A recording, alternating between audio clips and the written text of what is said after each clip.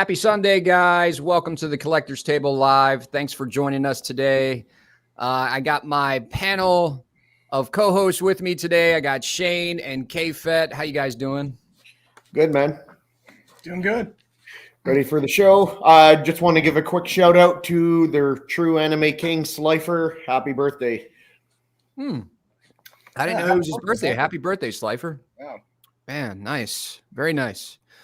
So it snowed pretty heavy over here. Not heavy, but like it was snowing right now crazy here all yesterday and today. Is it? Oh, yeah. He got like the nasty snow. Like it's not really like soft snow. It's like the sleet, wet snow. You know what I mean? So it's just messy. And the area I live is like really hilly and it's got a whole bunch of like steep roads and stuff like that. So it's like terrible to drive in, but what's up, Vision? What's up, your Vision? Kev, how about you, man? How's things in Texas? As I just commented, I'm still wearing shorts, so you guys can just go suck it. Oh man, nice. This is the best time of the year. Best time of the year to live in Texas. Yeah. I haven't been in Texas in a long time. Since I think the last time I was in Texas was when I was in the Army at Fort Hood. We were doing some training or something. That was the last time I was there. But Texas, I always say, is freaking huge, man. A lot of people think if you talk to people from Texas, they swear they're their own country. So, and see, I'm a transplant, so I'm not originally a Texan, but yeah, it's a different way of life down here. That's for sure. Yeah. Jonas asks, how's my Sunday? I'm here with you guys. It's obviously great. Hopefully you're having a good Sunday too. Yeah. Just so you guys know, here, let me share this real quick. So we were supposed to actually, Todd was supposed to be joining us today. He got pretty sick. He got pretty sick. And then he was texting us and he was like, you know what, guys, I'm still sick, but I'm going to make the show. I'll probably cut out a little early or whatever. And we were like, hey man, whatever. I mean, you come on the show. Cool. If not, I get it. Just rest up. And then he texts us, what was it, Shane, like a little bit later. And he was like, I'm just too sick, man. I was like, yeah, that's fine, man. No biggie. Just get some rest. But I think he did reschedule with Shane for next weekend, right, Shane? Is that? Yeah. So I just want to tell everyone something. So what really happened is, here we go. I went and got the Todd Father on the show. Dramatic. Here we go. And tell me if I'm wrong, Adam. We got him on the show. Adam would like him on the show. So I talked to Todd. He's like, yeah, I'd love to come on, hang out with you guys. Adam's like this diehard fanatic when it comes to making these thumbnails. Every time we have a guest on the show, there's always a guest on the thumbnail. Always. The Todd Father himself is coming on. Adam makes his show, just has pre-orders, doesn't even mention his fucking name. And then the day before, Todd Father's like, you know what? I'm not feeling good. I can't make it. I apologize on behalf of Collector's Table to the Todd Father for the disrespect. Unbelievable. That was all accurate. All right. That's 100% true, pretty much. I'm kidding. Nah, he was sick, and he just, I was like, that's fine, man. So he should be coming on next weekend.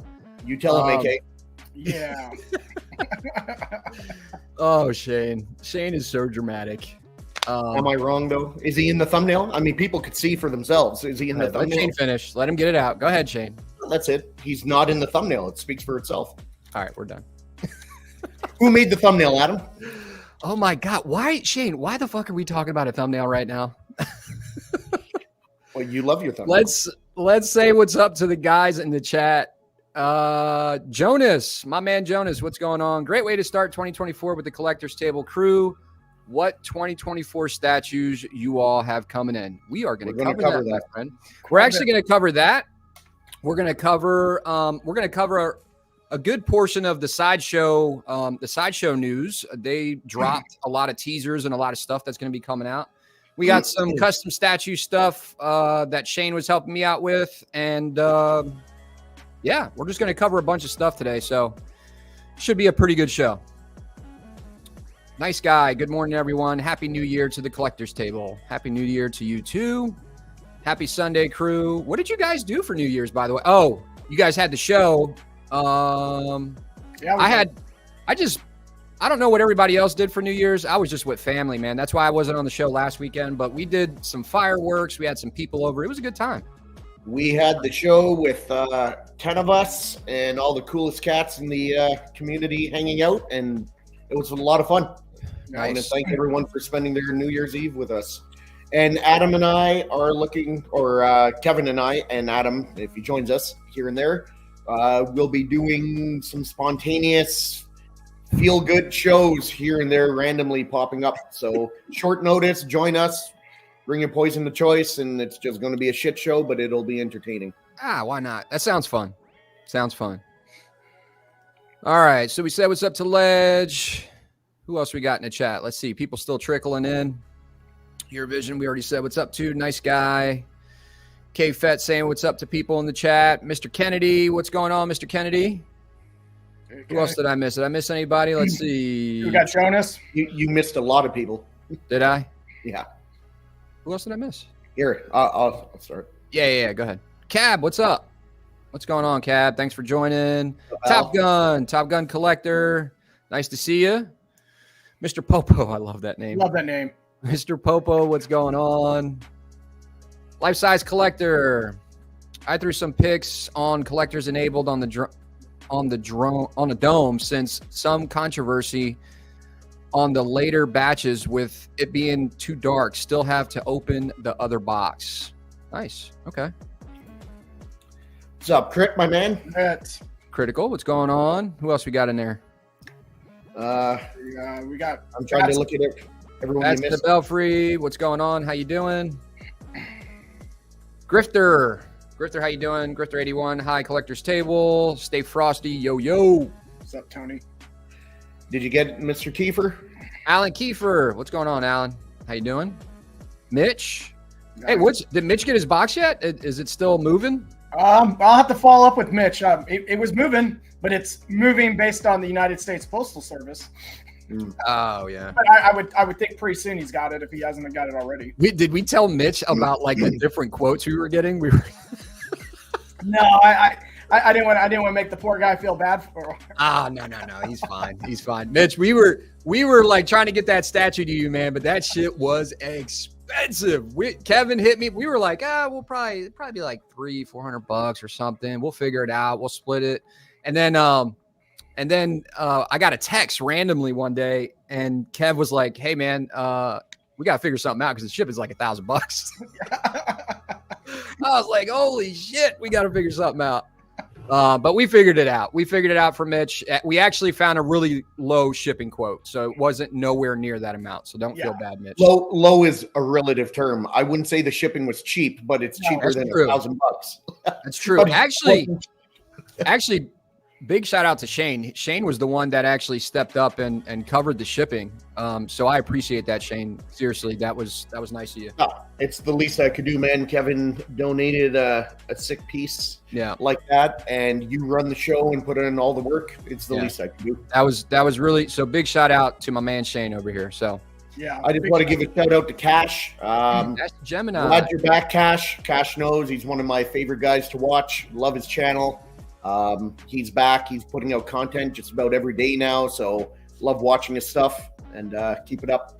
I'm not too sure about your first lady you got beside you there, but I still like you, Cash. Talking about Buck. Yeah. Cash got a good channel, man. Go check him out. Yeah, Cash is awesome. Put a little cash in your life. He used the cock. Absolutely. All right. Who else do we got in here? Do we miss anybody else? I want to make sure we give our shout outs to everybody that's here. I think that's pretty much everybody. If we missed you, I'm sorry. We'll catch you in the chat.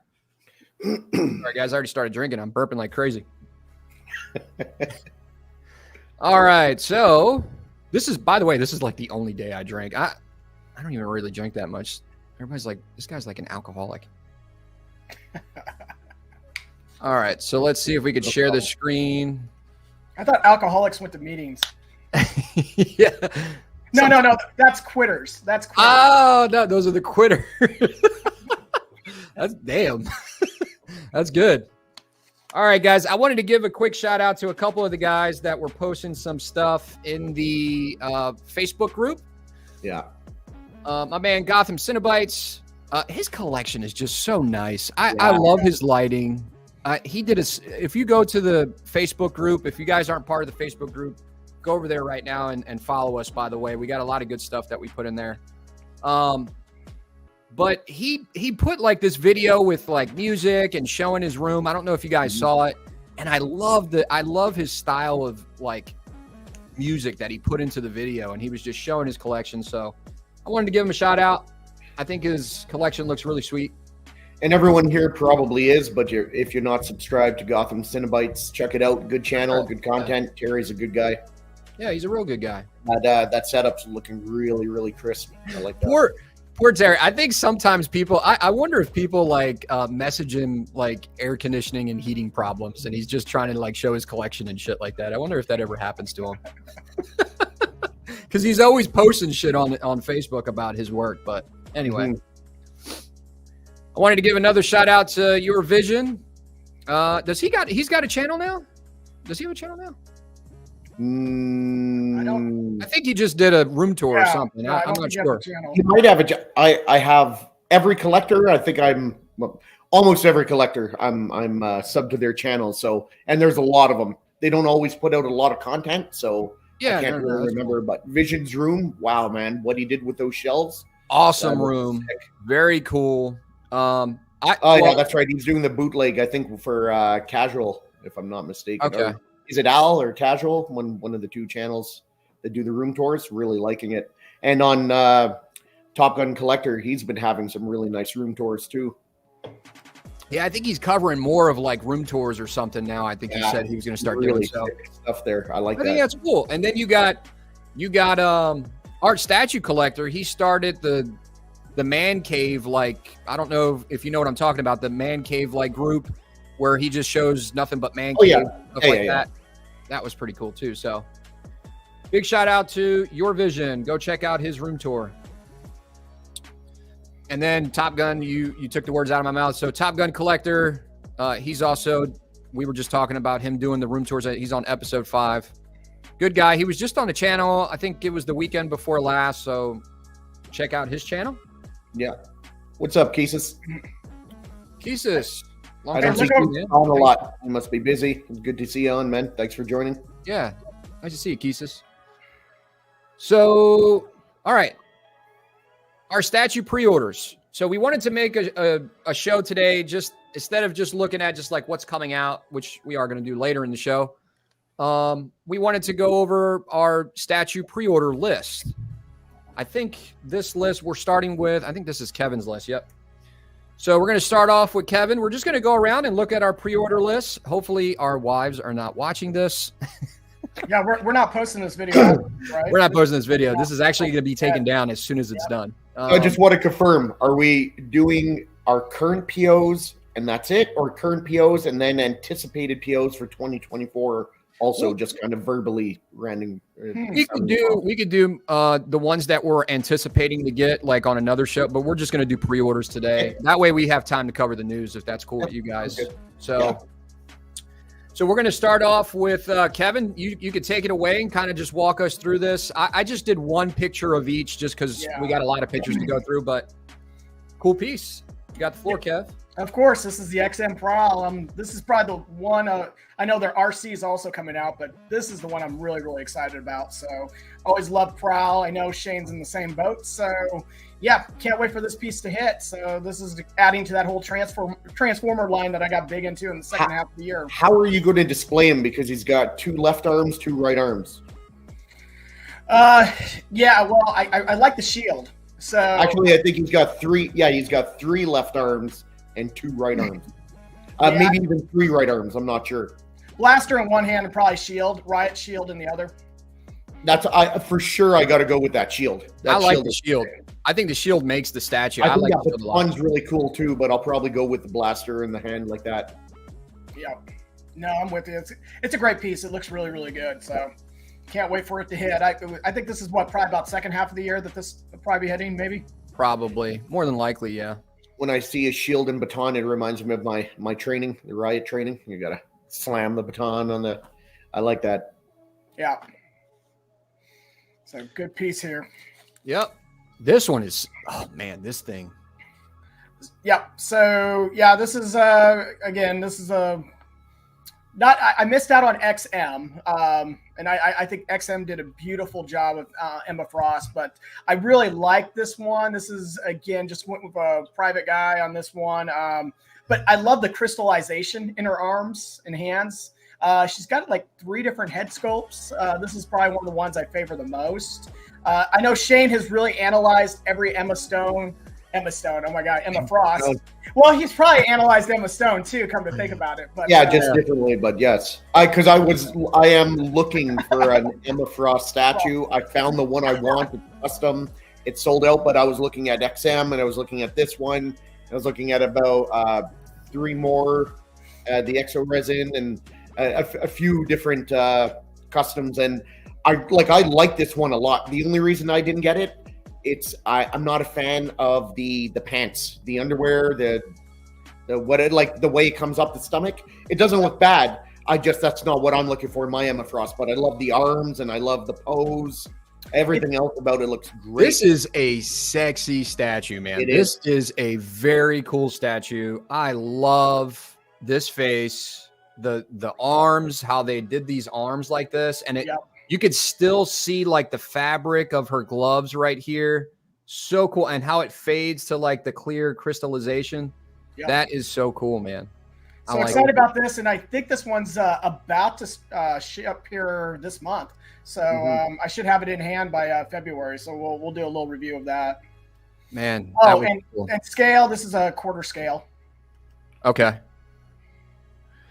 All right. And what do we got next? Let's see. It looks like X23. X23. So I know there's quite a few variations. This is the one that I'm going with. I think this is also, I've paid for the shipping and stuff. So I have a feeling that this will be in hand sometime this first quarter. Again, just really, really like the style, the look. It's a small footprint. I was just looking for a representation of the character. I just didn't want to take up a lot of real estate. So I think she's going to fit in nicely into my XM collection. She's got a nice simple pose, but it works. Yep. And I thought the face, it looks like a really good face sculpt and all that. So very excited about this piece. Very nice face sculpt. I like the pose too, because like Shane said, it's very simple, but the expression still works for the pose. She's not in full rage mode. She's just she's showing you that she's got powers, but she's not in combat mode. Yeah. If you want to say that. And then does this light up too? I think the base does light up. That little part does. Yeah, these statues are sick, man. Sometimes you don't see some of these custom statues until they're sold out because you're not part of every group. But yeah, I really like how, when I see custom statues, I really see like a lot of cool X-Men statues. There's a lot of cool X-Men custom statues out there. And it's a shame that are the coolest superhero group ever assembled. Yeah, it's a shame that a lot of custom, or a lot of licensed statue companies don't do more, crazy stuff like the custom groups. But I get it. We always say about the licensing and stuff like that. So maybe that's it. So anyway, we got anything going on in the chat so far, Shane? I've been keeping up with it. Terry joined us. Thanks for the shout out. Hey, man. Hey, Terry. You're doing all the work and you got the good content. So thank you for sharing it with us. Yep. All right. Then we got the cool shuttles, the Imperial shuttle, right? Yep. So I know this, Shane's got this one coming too. So MYC did the shuttle Tidarium. It's 2 different versions, but if you watch Return of the Jedi, there's actually 2 different paint schemes. So you can see the stripe on the right going down the front of it. I didn't notice that, yeah. And not going down on, but basically, there was a deal that Michael threw out for you buy both of them. I had a buddy who wanted one. I wanted one, and we go, let's do it. Let's Which one are you keeping? I'm keeping the one in flight. I love that. So I wanted the one in flight, but where I'm putting it, it's going on a speaker. Like I got 2 tower speakers on each side of my TV on the wall, and it's too wide, so the wing would cover like the bottom corner of the speaker depending on the angle you sit, and that would drive me insane. I can't have any of my screen impeded by anything. So I had to go with the landing one, which I still like, So, Sure. but I was like a 60-40 for the flying. I ended up with the landing, but I still like it. So, and this one is shipping this month as well. So, got a lot of Did things you say you got 2 or 1? I got 2. I mean, I got both of these. So one's going to my buddy and one's going to me. So we split it because there was a deal if you bought both of them. If he falls through on that, just let me know. Keep me up as a backup plan. Yeah, yep. Sure thing. All right. And then we got Jubilee from the X-Men. So, yeah, there's a couple of Jubilees now starting to surface. This one, my buddy Shane brought to my attention. Again, it's a custom piece.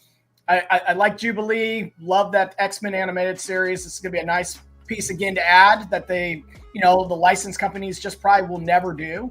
Yep. But she'll be a great piece to add into the collection. Like the energy, just overall the pose, everything. Really, really got excited, and I was able to sneak in at the last minute, and I think I got the last one. So shout out again to Shane for giving me the heads up on this one. I'm glad you got it, man. Let it work out. Go to the base, nice. Adam. Yep. Yeah, go down to the base. It's very 90s. Yeah, that base. Yeah, look at this. Amazing, man. Look at that Super NES. Hell That's cool. The popcorn, the fucking ghetto blaster. That's cool, man. Very nice. I love that. Very got a little Band-Aid right there, too. That was a nice touch.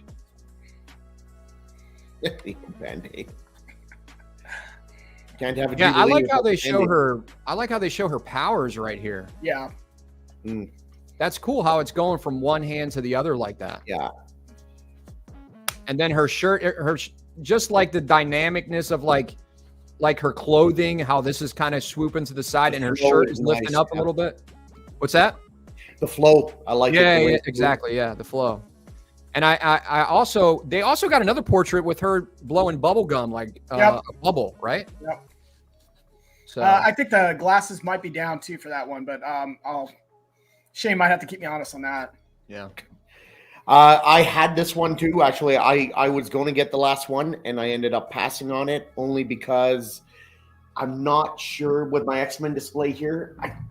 When I got the dimensions for the base, I think they said it's like 10 or 12 inches, something like that. And I don't think I could fit it. I think I'm short by about 2 inches. So I didn't want it to hang over the shelf. So I had to pass on it. Otherwise, I was getting it too. Yeah. All right, moving on to this. I almost got this, and I didn't even get it. So you didn't get this, Adam? I thought you did. I'll explain why, but go ahead, Kev. I'll tell you why, Shane. Okay. So NYC, as some of you know, came out with their X-Wing. They had both Red 5, which was Luke Skywalker's X-Wing, and they had Red 3, which is Wedge Antilles. I've already got the EFX Red 5, which I know that one's pretty hard to come by. I was kind of hedging my bet. I knew Michael was going to roll this out. I just wasn't sure when. I was going to possibly do it myself. But Dennis Lawson was actually in town, who played Wedge a little while back, and got my plaque signed and all that. And I was like, oh, so nice. when NYC rolled this out, I was like, got to have it. Got to put my plaque with it. This is going to be perfect. So very excited. It even comes with like a little bit like the swivel peg, so you can kind of pose it a little bit more dynamic. So real excited. This is I think Michael's doing something new with that more posable peg. He is, yeah. So you can. It looks like it's like flying or tilt it. You could tilt it a couple different ways. Man. Yeah, it's gonna be awesome. So we're excited. Jesse. Yeah, so I was gonna get this, but I've had my eye on what's that called? Force Labs for a little while. So, and they've been making some really cool stuff. And they've been making some cool stuff at a very affordable cost. Like, so I already bought a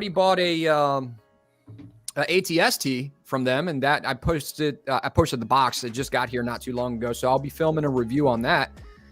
But from what Shane says, and I trust Shane's opinion when he's talking about something and he sees something in hand, he said it was pretty damn good. So. The Force Labs yeah, man, it's nice. Yeah, so, I like it. And the price on that was, I mean, correct me if I'm wrong, Shane. It was almost like $600 or $700. It's almost half of the NYC, although the NYC is a bit bigger by 2.5 inches. Right. So and I'm not comparing the two, but for the money, it's well worth it. Well, for me, I was comparing the two because I was thinking they're coming out with a lot of newer stuff. Like they're a newer company, so they're coming out with a lot of newer stuff. So I'm thinking maybe they already made an X-Wing. You know, they made like a diorama or something. I'm sure they'll make one by itself. I'll just wait and see what happens. But yeah, I kind of held off on this one. But I'm glad Kevin got it. D3 in the house. Did you get it, Shane, or you didn't get it? Adam, you think I'm getting any Rebel scum? He's not going to get any Rebel. You had guys. That's right. Ask me that question. How dare you? All right, who do we got here? Kev? Well, this is Raven. So as everyone knows and see my collection, I've kind of got this whole Justice League lineup. So Raven's one of those pieces that no one's really done this one. This is probably one of the first times I've seen a Raven. Now I'm starting to see a couple other customs start coming out, offering. I just jumped on this one. Whether I keep this one or I go with another version that's coming out this year, I might switch gears. But hey, I know right now I get it out of Raven, and it's probably a little bit more sexy than usual pieces that I put in my collection based on the pose and all that. She's got daddy issues. I don't know why she's draped. I was just going to say when you were done talking, one thing I'm not understanding is, unless I'm wrong, that's her father behind her. That's I'm right with you, Shane. Like the Pornhub statue. Oh, it is her father. I didn't even realize that. That's yeah. Is this like the stepdaddy version of Raven? I don't get this at all. This doesn't. There's some shit going on here, man. This is, I mean, you know, maybe in hell or wherever, that's okay. I don't know. But when I saw it, I was like, nice statue, but wait a second. Why are you hanging on your dad like that? Yeah, exactly. So yeah, I'm not sure. But hey, man, you like what you like. She even threw up the leg. Yeah. Oh yeah, she's into it, man. He's getting a pushback for sure. Oh my god. For sure. So once again, may stay in the collection, may not. I don't know. Yeah. Another one comes in. So after that commentary, it may stay in the collection, may not. It's like I saw this T-shirt one time, and it was He-Man and She-Ra, and they're you know, scantily clad, and she's like hanging off of him, and they're having this like really sexual kind of like slutty moment, and it's like, you know, they're siblings, right? It doesn't make any sense, but okay. Gross. Yeah. Ro, what's going on? What's going on, Casual? How you doing? Yeah, so what about this? This is cool looking. Yeah, so once again, this is XM's RC that Prowl and RC came out at the same time to PO for them. Looking forward to this piece. Was a huge fan of Transformers the movie. These are one of the characters that did get introduced, one of the new ones that I really did enjoy. Hoping XM continues down the lineup and gets – I would really like to see Ultra Magnus come out. That would be I'm a big Ultra Magnus fan as far as Autobots go. Yeah, man, that would be good. So I don't know if I'd get him because of room, but I'd love to see an Ultra Magnus. Yeah, you and I both. I don't really care for pink that much, but it looks cool. It pops on this statue. I think it'll look really good in your collection when it's when they're all together. Yep. So, especially when she's got the white with the pink, it really makes it pop. I love the cybernetic details on you know, they like make her look like a sexy Transformer, if you will. Yeah. And at this point, I mean, like this. Which portrait are you going to use? Is there two different portraits? One without the glasses. Yes. One with... Yes, I believe so. So, what are you going to be using, Kev? I'll probably, depending on how it comes out, but chances are I'll stick with the one with the visor down, the shield down here. I like the one with the visor. Cool. Yep. But hey, if you don't jump on these XMs now, you pay about $5,000 a pop afterwards. So, may as well get them, check them out. If you like them, move forward. If not, sell them for a profit.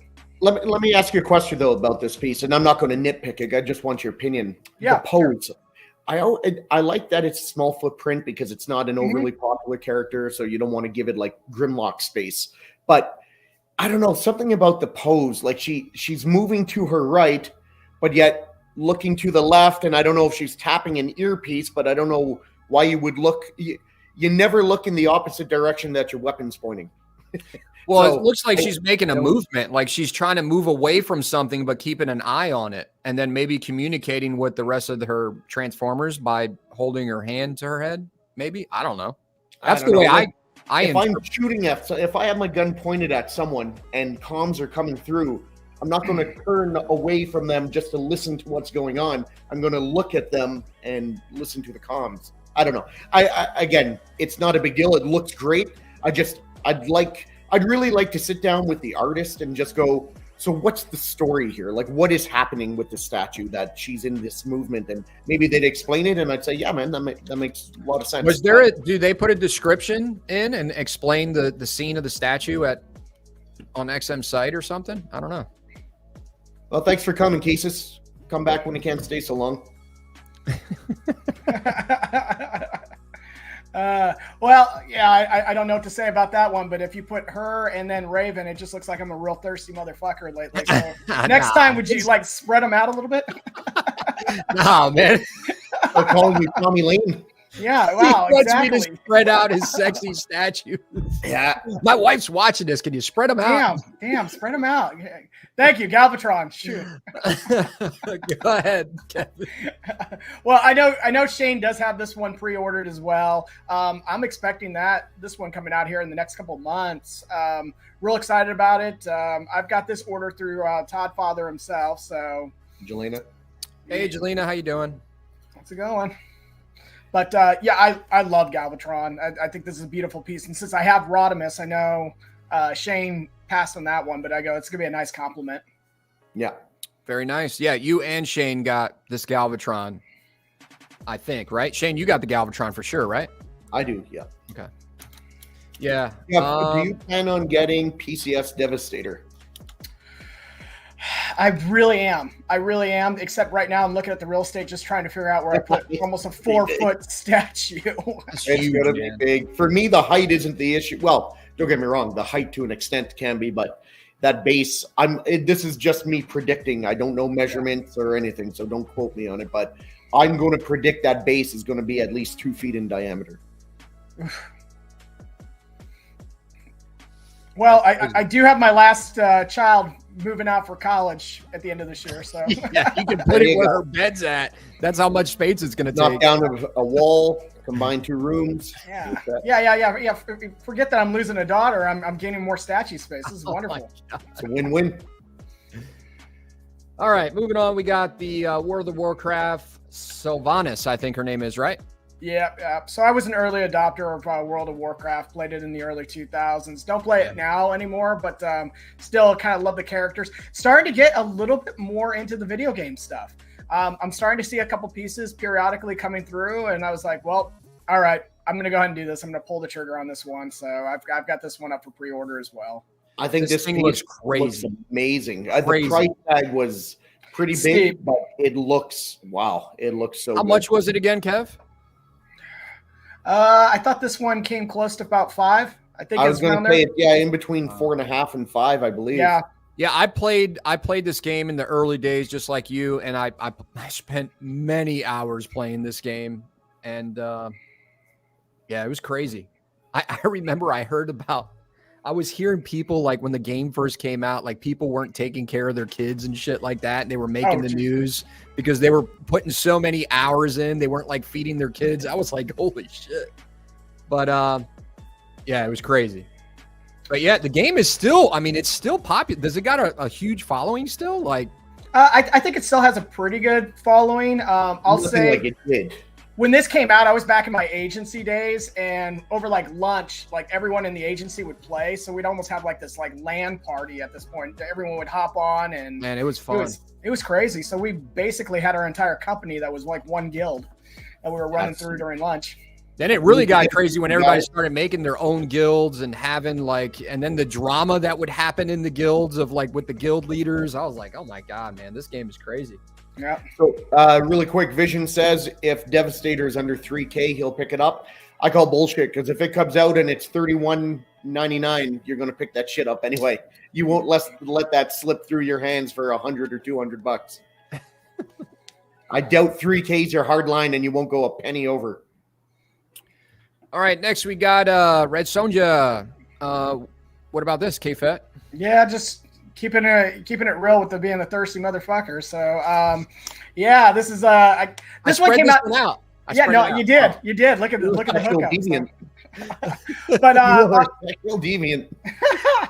Yeah. Who cares, man? This thing's badass. Go ahead, man.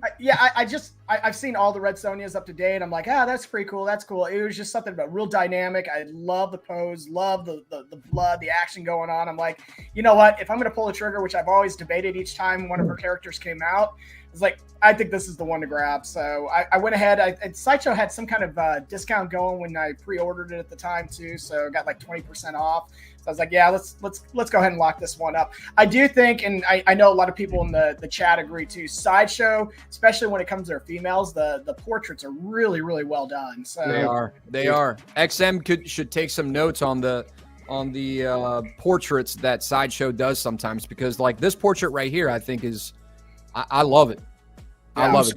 This is expression. This is not only is expression, but it's done very, very well. If I zoom in on this, I mean, I just think that's a face of like, this lady wants to kill you. You know? So who sculpted this? Do you know? I'd have to look that one up, Shane. I don't know off the top of my head. This is my favorite.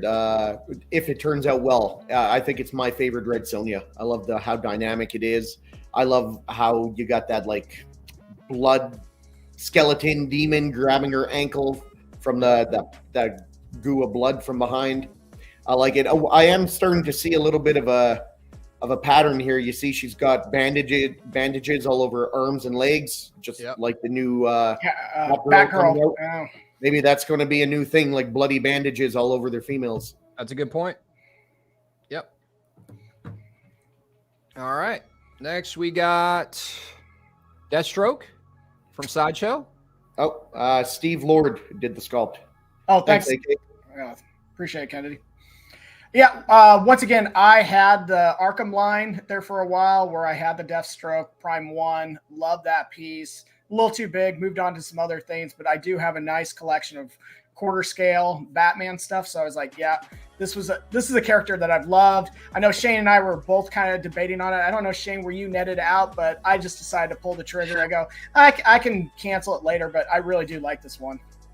I do like it. I think it looks good, but there's two things that made me pass. One, and this is a small one. This is not by any means the number one thing, but the fact that they can't even put a gun in the gun holster, in the leg holster, is so fucking lame. I realize it's a licensing thing, but it's so lame that he has a gun holster on his right leg and there's no gun in there. It's just stupid. Why even have the leg holster at that point? Second of all, I think the pose is cool because he's a ninja in that. I feel like it's a little overdone. Like he's a little outstretched and too much of the superhero pose. It's just a little too much. But I think it looks good, and who knows? Maybe one day I'll still pick it up. I think this. I see where Shane's coming from, and I see his points. I love the pose. I think the pose is. It's like he just landed. Maybe he was jumping off a rooftop somewhere, and he just landed on another little platform near a gargoyle, and he's ready to fight somebody. Like he just landed in front of someone that he wants to fight or something.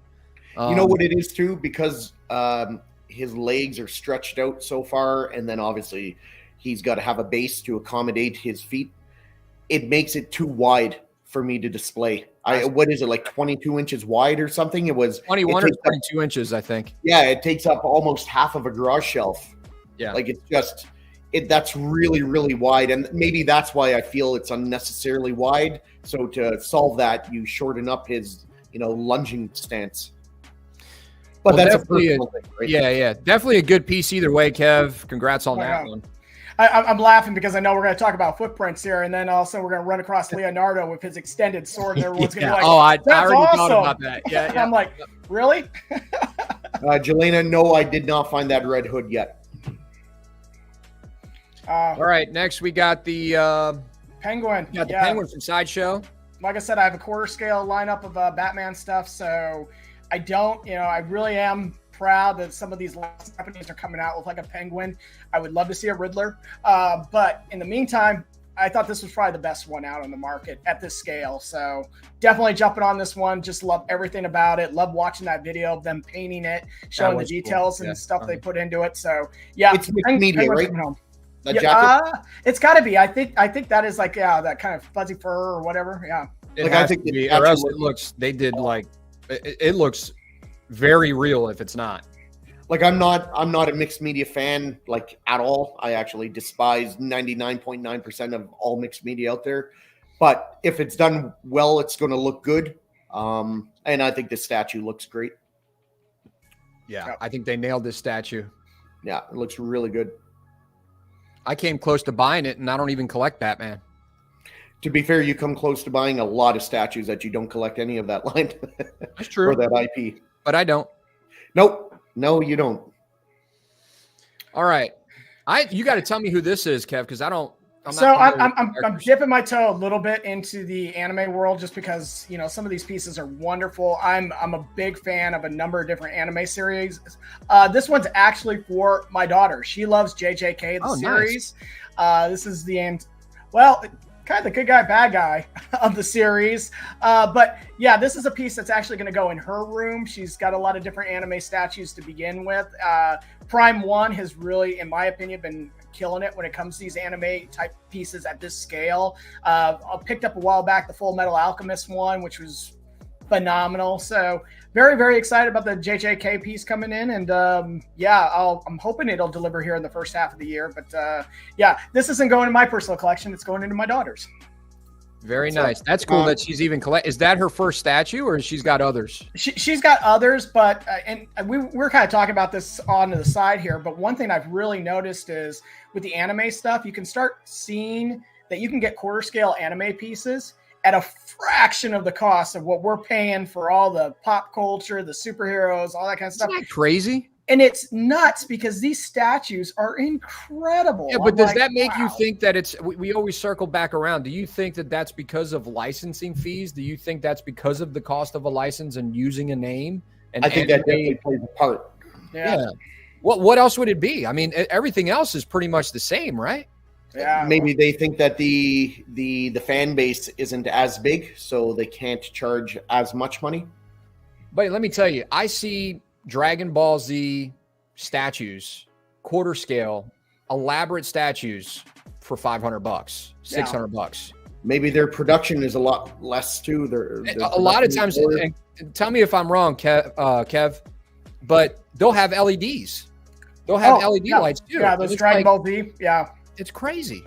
So, I feel like at some level Japan smells a little blood in the water when it comes to Hollywood and they're just trying to make it competitive. Like their manga's kicking our ass. Their storytelling. I mean, seriously, if you've been avoiding manga stuff because it's cartoons or whatnot, you need to watch this shit because it's good. These stories are legit. It is. You do have to use a little bit of your imagination because it is like something that you're not typically used to. So if you're used to like a Batman like cartoon or, you know, you're used to a Ninja Turtles cartoon, it's nothing like that. Their style is a lot different. It is. Sometimes you have to give it time to kind of acquire it. But then once you do, you're like, damn, this is actually really, really good. Oh, yeah. So, yeah, I think anime's got a lot of cool stuff. But It does. So I'm very excited. Hey, there's plenty of material for them to pull from. So if you're a huge anime fan, this is the time to get on. Yep. What's Cash saying? Let's see. Yeah.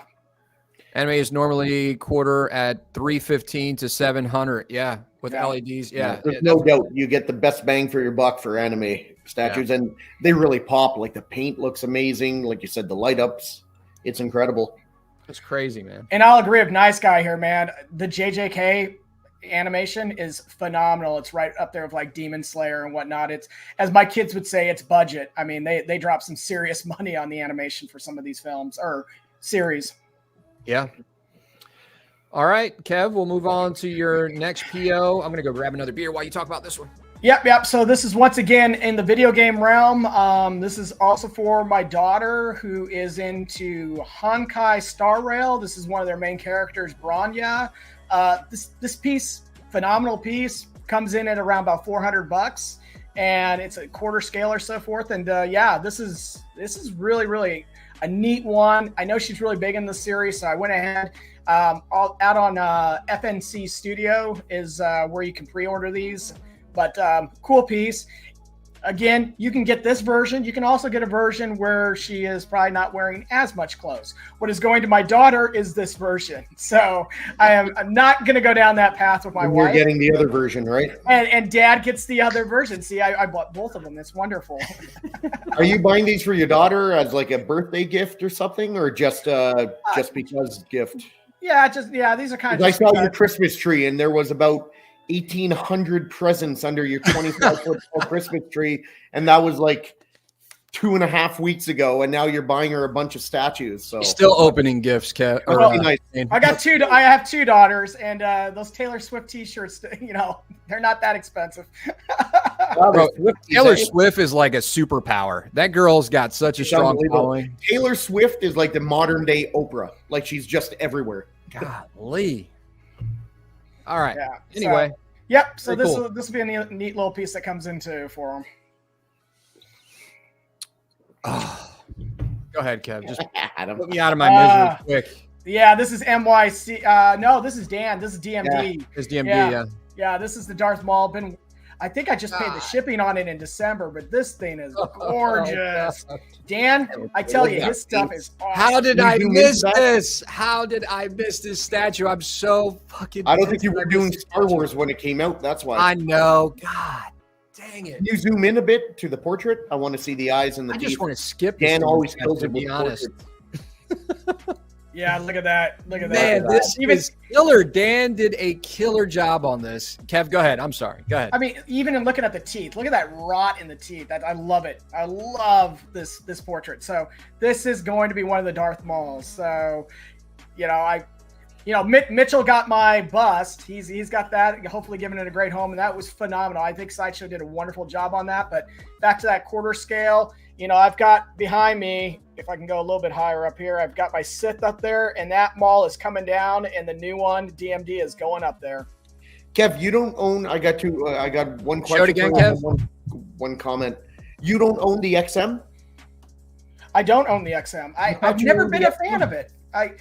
Really, that statue is absolutely incredible. It's one of my favorite Star Wars statues. Yeah, I try not to hurt your feelings, but I don't know. Just for some reason. No, you don't like that one?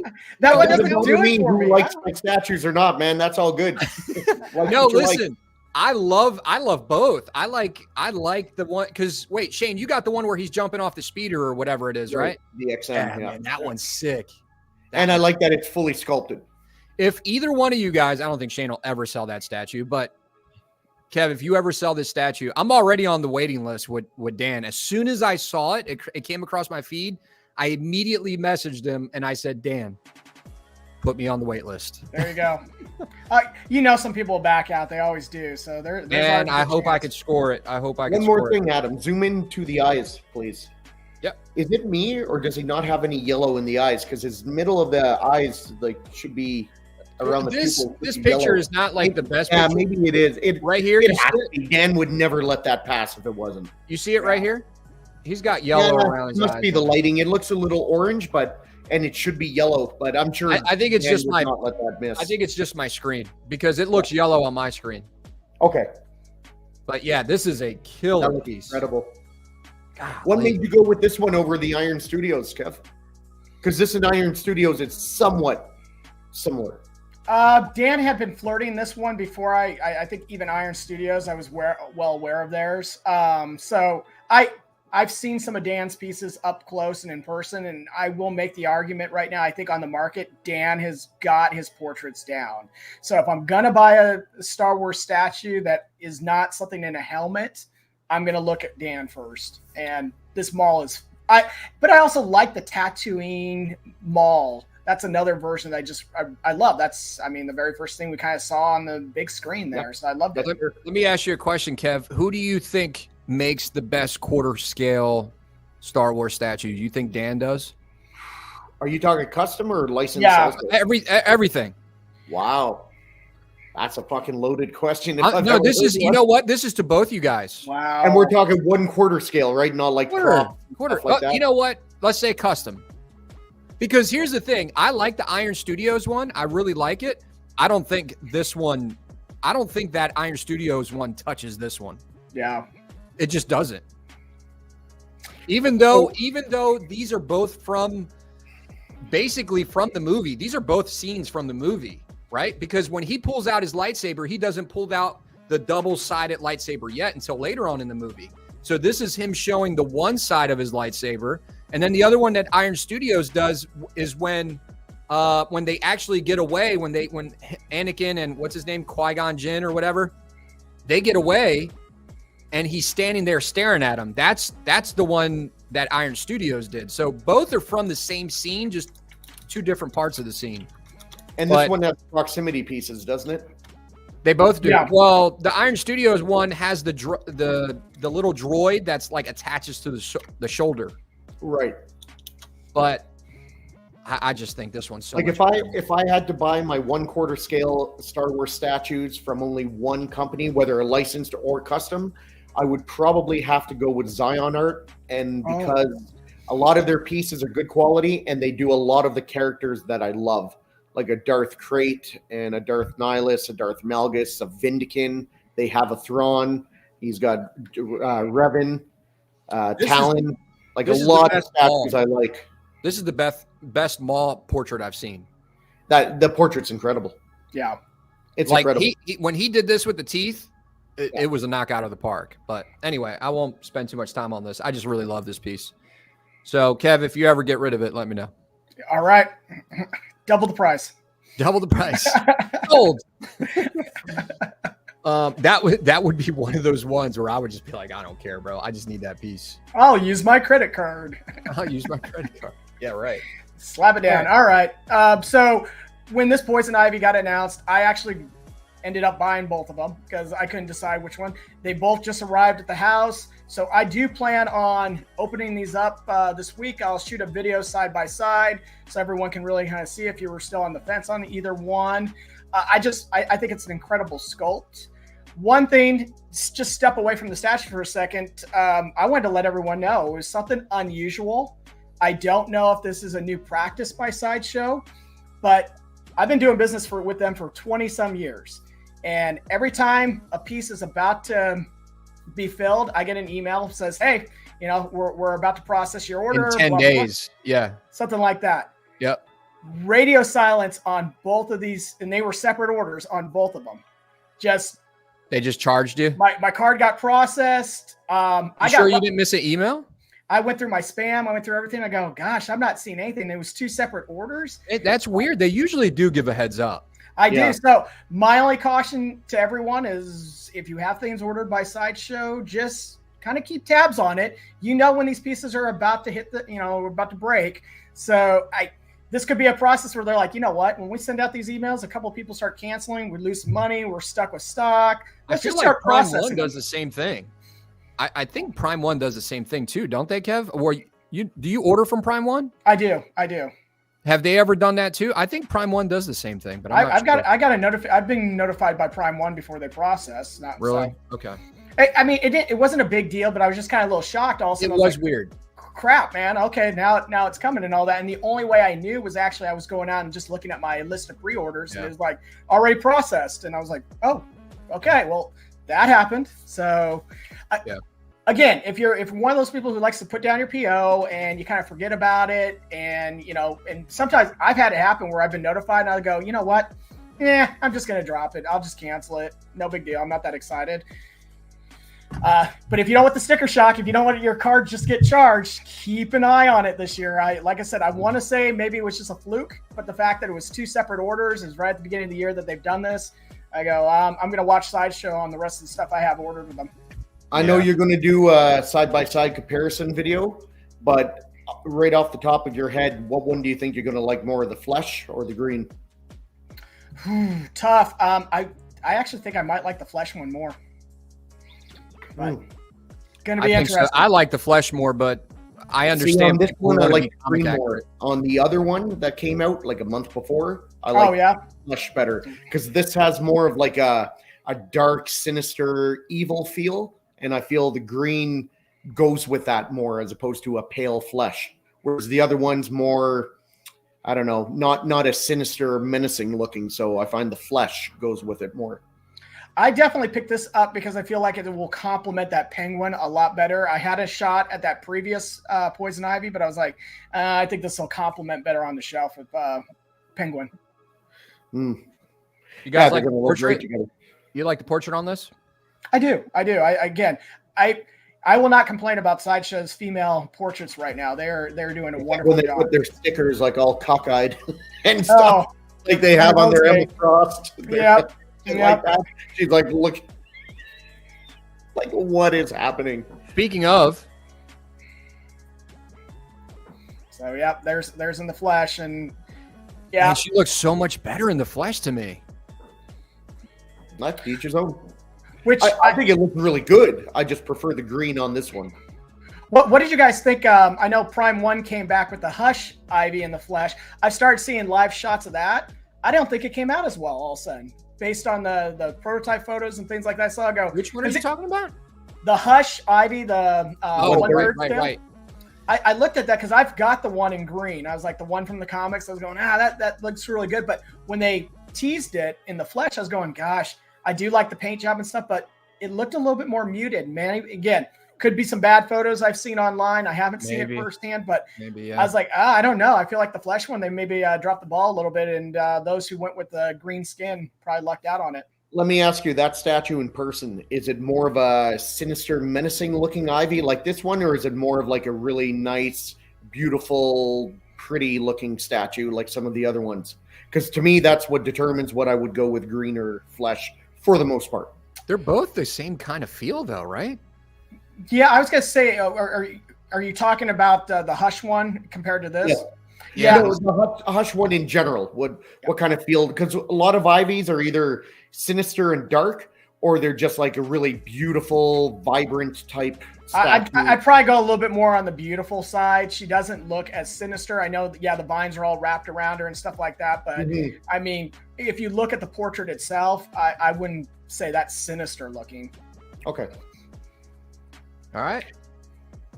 Well, there you go. My favorite's the flesh. So, well, we'll get that video done this week, and everyone can make the call.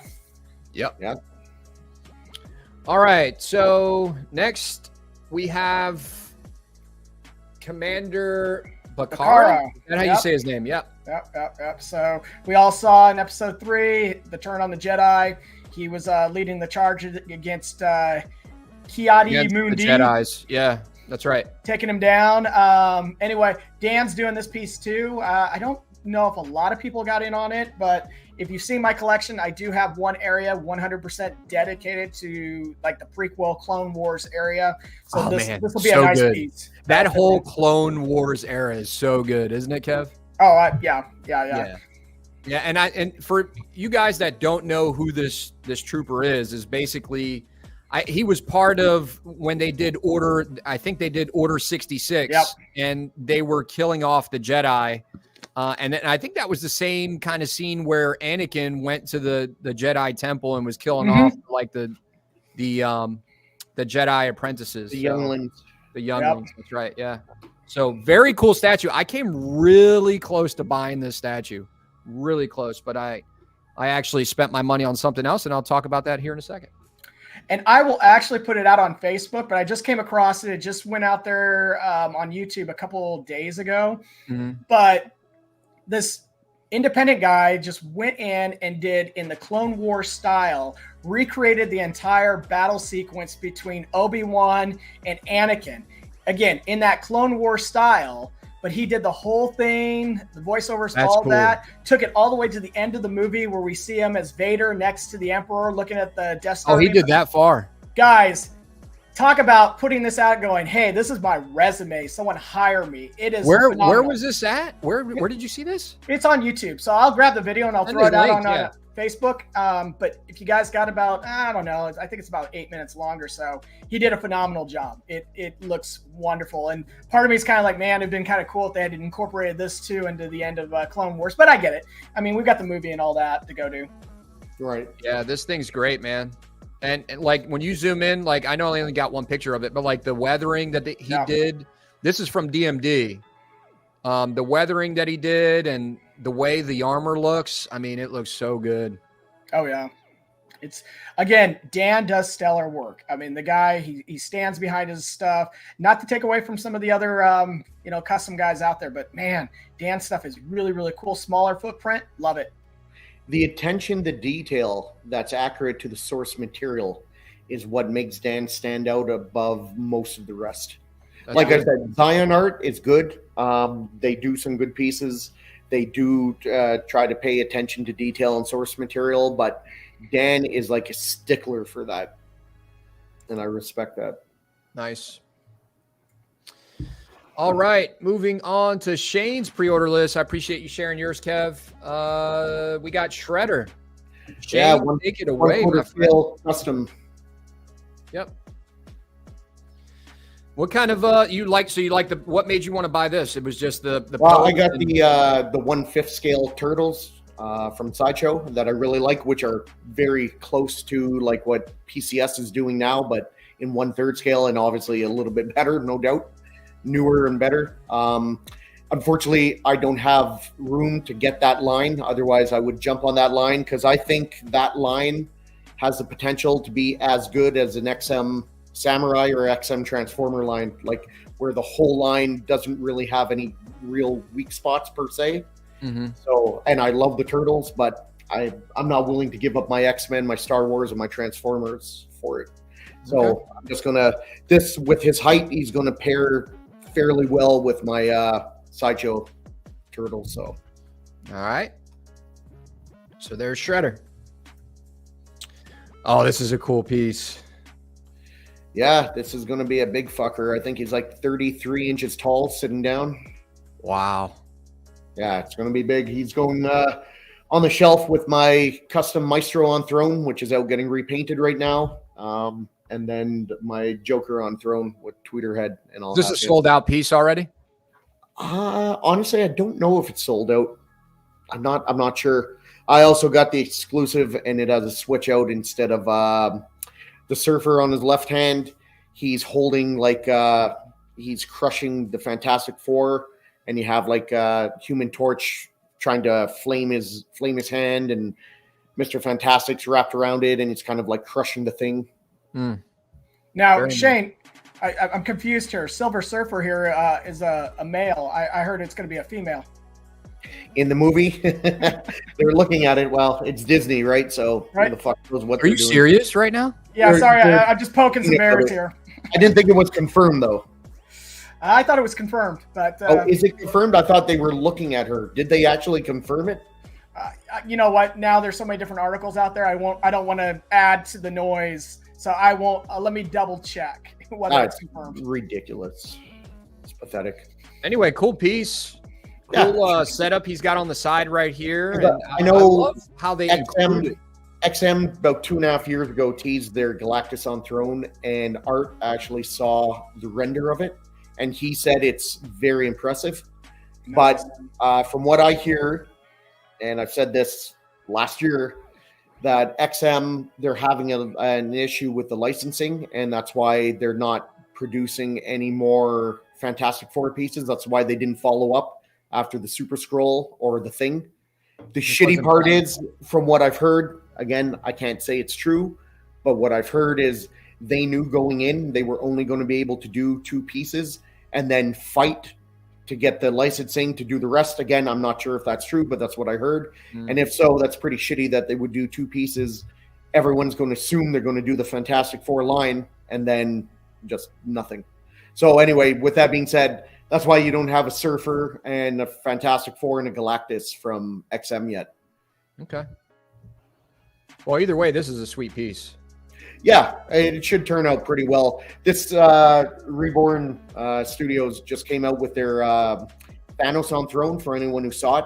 It's got all the skulls and that on his feet, like the Hulk's decapitated skull and stuff like that. And it turned out really well. So they do some good pieces. Very nice. All right, so next we got the AT-AT on Hoff. And one thing, I believe there is a Nova switch out. Yeah, this about for the custom for your custom that you got on order. Okay. Yeah, Nova's a herald of Galactus, right? Silver Surfer is, And then, who didn't become a Herald of Galactus in the comics after that? But this actually shipped last week. Very nice. Very nice. And you got the snowy base too, right? Oh, yeah. For me, I wanted an AT-AT with Hoth. Now, I really like the Force Laboratories. I think theirs is very good.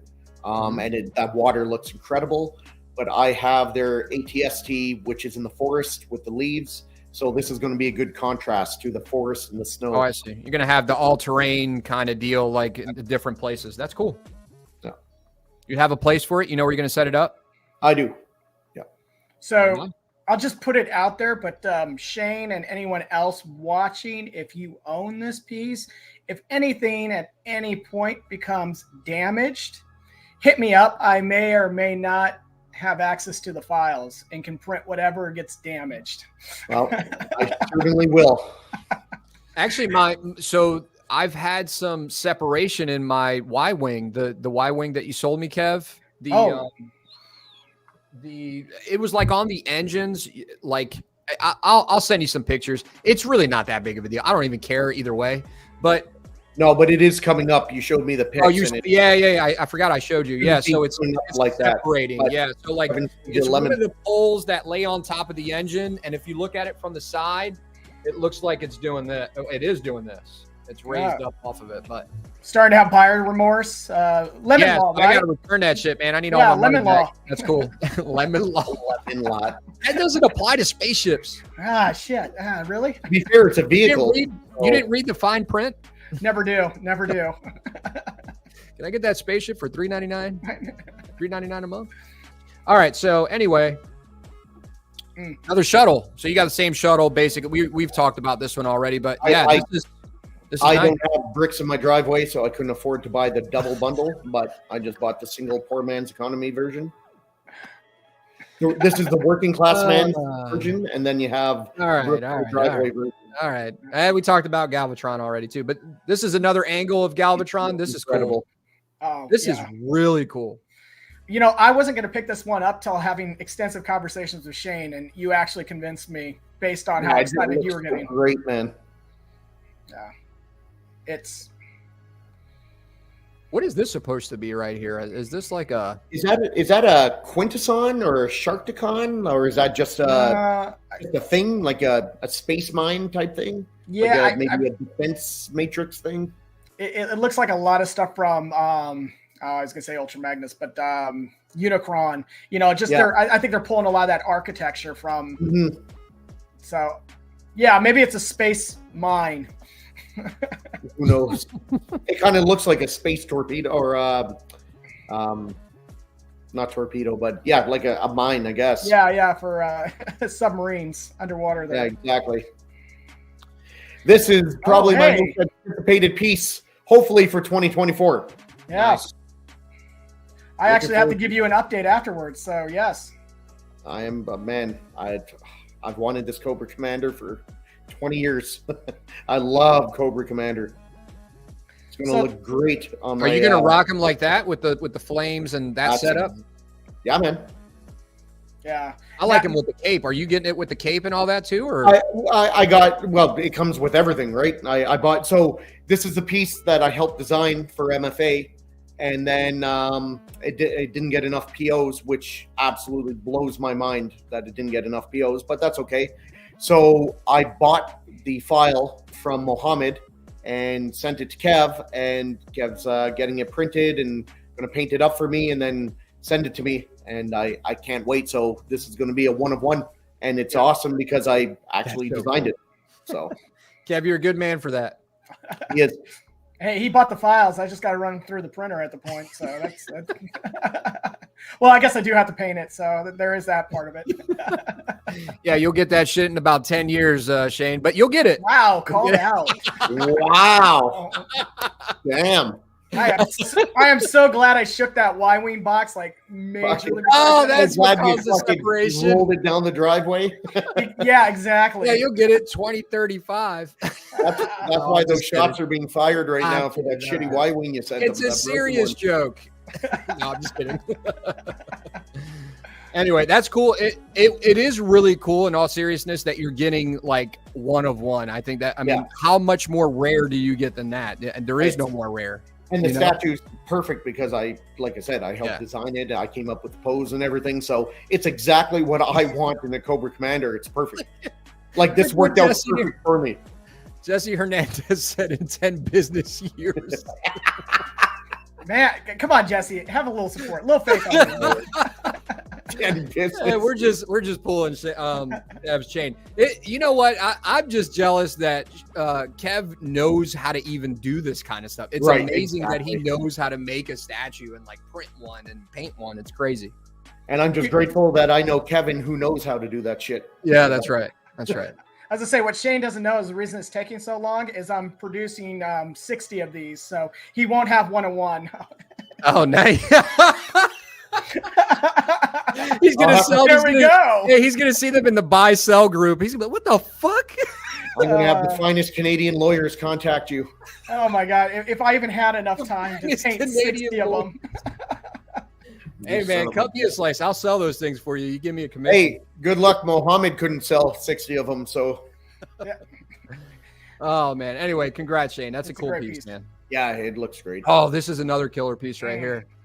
Yeah, this has like 4 or 5 or 6 different torso switch outs. It's really awesome. I didn't know it had that many. Wow. Yeah, he's got that. He's got the arms behind his back, the arms in front of him, his arms up in the air, and then he's got a torso with some damage, although I don't think I got that version. I didn't need that one.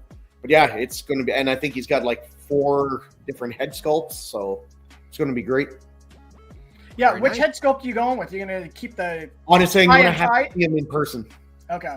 And make my decision to what goes best with the rest of the display. So they did this part really well back here. That's what worries me, though, is that's what, like, if anyone knows the old Bowen, Mr. Sinister, it was notorious for having breaks. You'd see this beautiful statue and you turn it around and you see like 30 little glue spots all over. So hopefully it, but I mean, if you put enough foaming packing in there in between the cape shards, it should be okay.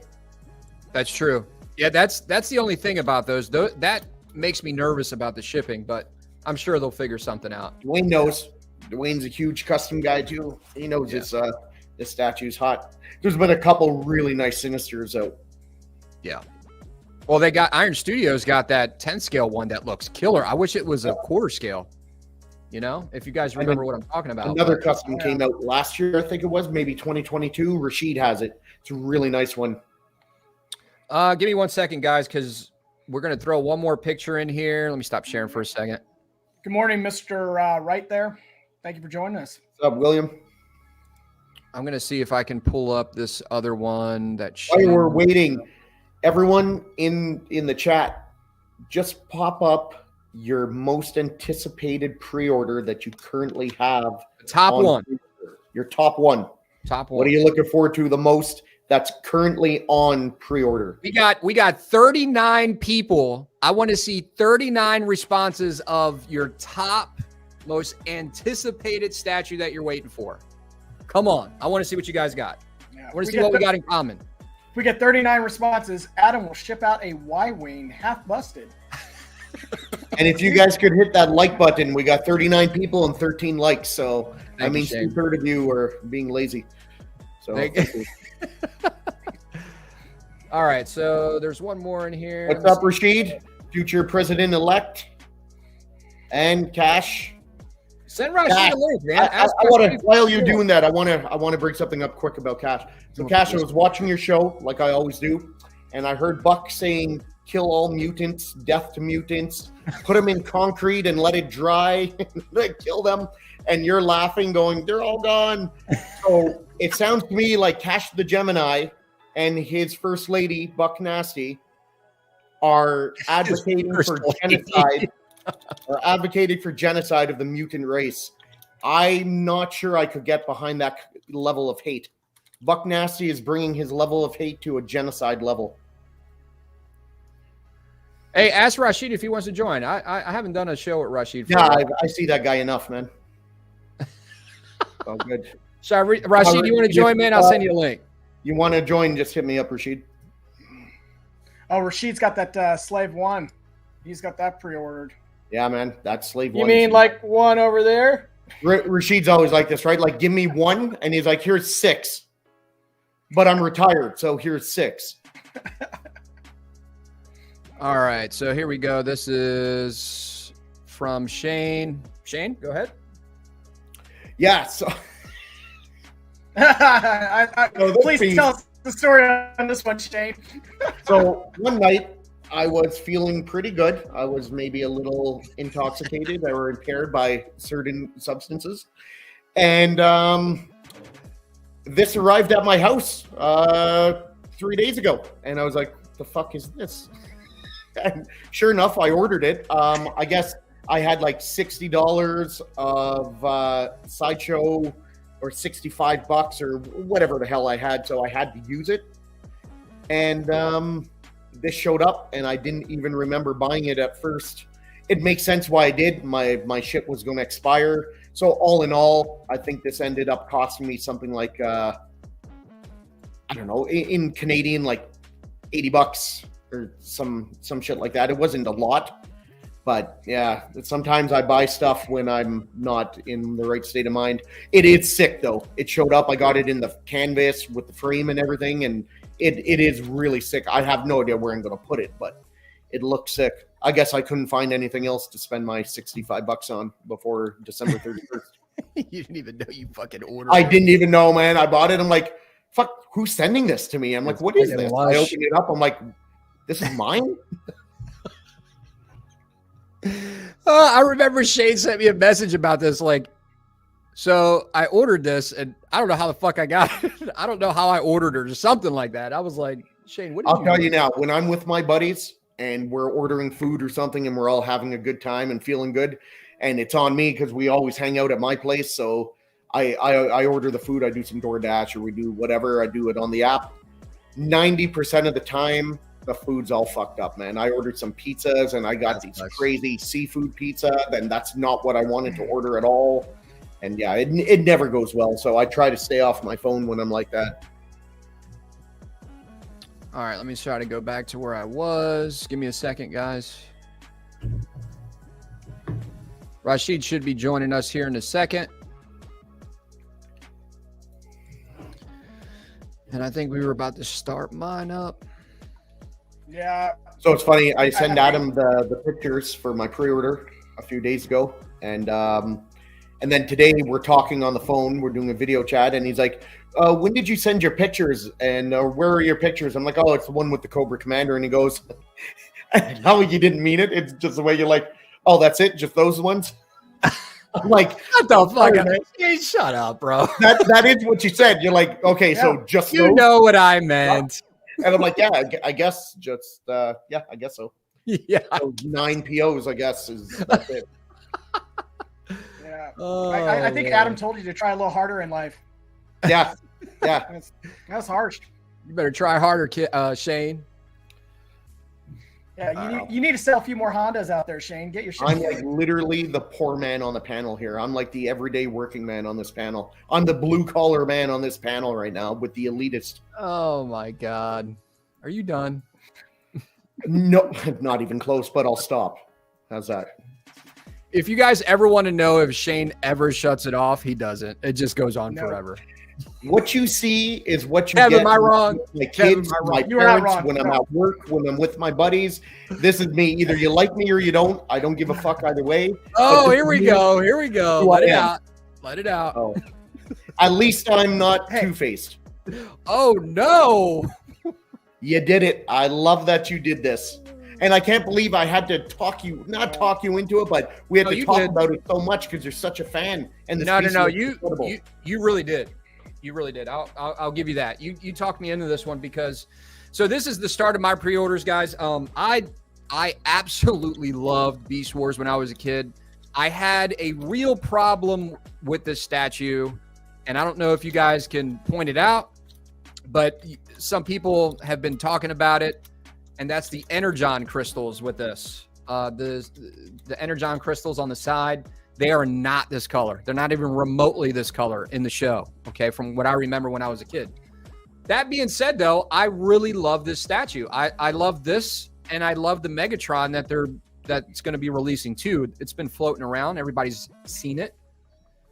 And I think XM does a really good job with their level of detail. I know these guys buy a lot of Transformer statues and they vouch for them all the time. So I was like, I got to get a Beast Wars statue. So I got this one, and I got it for, I feel like a really good deal from Dilbert, which Shane hooked me up with. I've never dealt with Dilbert before. Shane has before. I don't know if K-Fet has, but have you bought from Dilbert before? Oh, you have? Okay.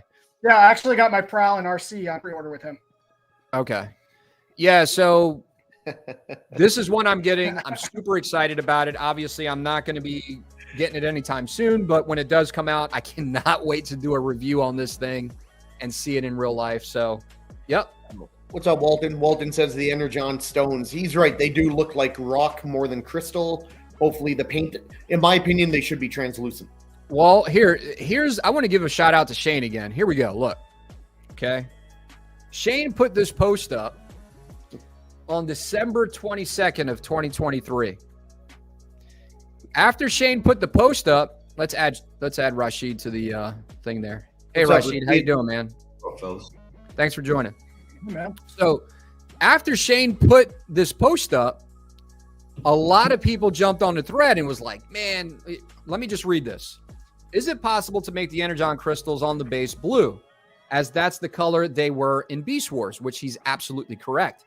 So at first there was like no response for a very long time. Maybe, and we were giving the benefit of the doubt to Aang, at least I was, maybe Aang was kind of going to the drawing board and seeing if he was even going to do any of that, or maybe he was just seeing how many people were going to jump in the thread. Me and Shane got kind of different visions on that, but anyway, yeah. Either way, optimistic, but sure. Either way, Aang came back out a little while later, which was a couple days ago. Some goading, like I made other posts on there. Right. And he said, not to worry, we are making various color changes from the constructive comments that we gather so far. So stay tuned for new OP images. So big shout out to Shane, my man. Now, I don't know if other people were talking about it too, but I'm giving credit to my man over here, Shane. I think other people were kind of talking about the Energon crystals. I didn't really like the fact that Megatron, I don't have a picture of him, but he was like mostly purple. And I said, man, can we do some contrast colors there? So maybe Aang is going to change some colors with Megatron too. Hopefully that's the case. We'll see what develops out of this, but at least the Energon crystals are I'm hopefully going to be blue. So, yeah, he never technically said that's what the changes are, right, but right. I'm hoping. But I mean, he did say, I mean, let's look at this. Not to worry, we are making some color changes. So that was a specific post to the Energon crystals. I don't see why he wouldn't change the color to the Energon. According to Walton. That's it. Yeah. Anyway. Yeah. We'll see. Anyway, I'm just happy that thank you, Aang, for responding.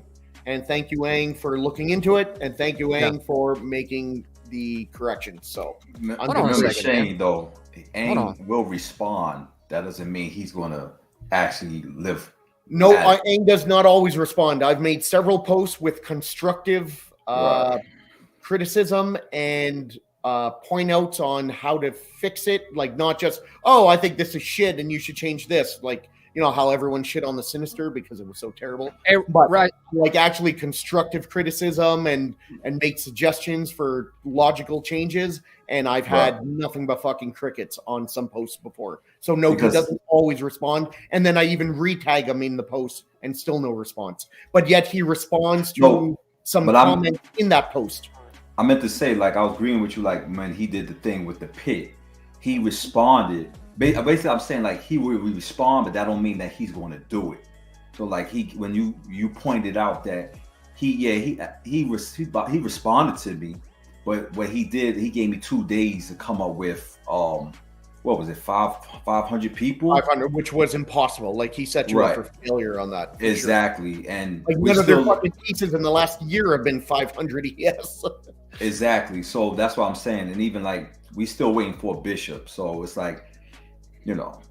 Yeah. Hey, Mark, tell me if I'm wrong. you guys, and you guys have been collecting. All you guys have been collecting longer than me on the panel. So, and maybe a lot of other people in the chat. Is it just me? And I'm just being upfront about this. We're just talking facts here. Is XM changing a lot from what they were in the past? Like the way that they're interacting with us? They seem more hoity-toity and a little more pretentious and pompous.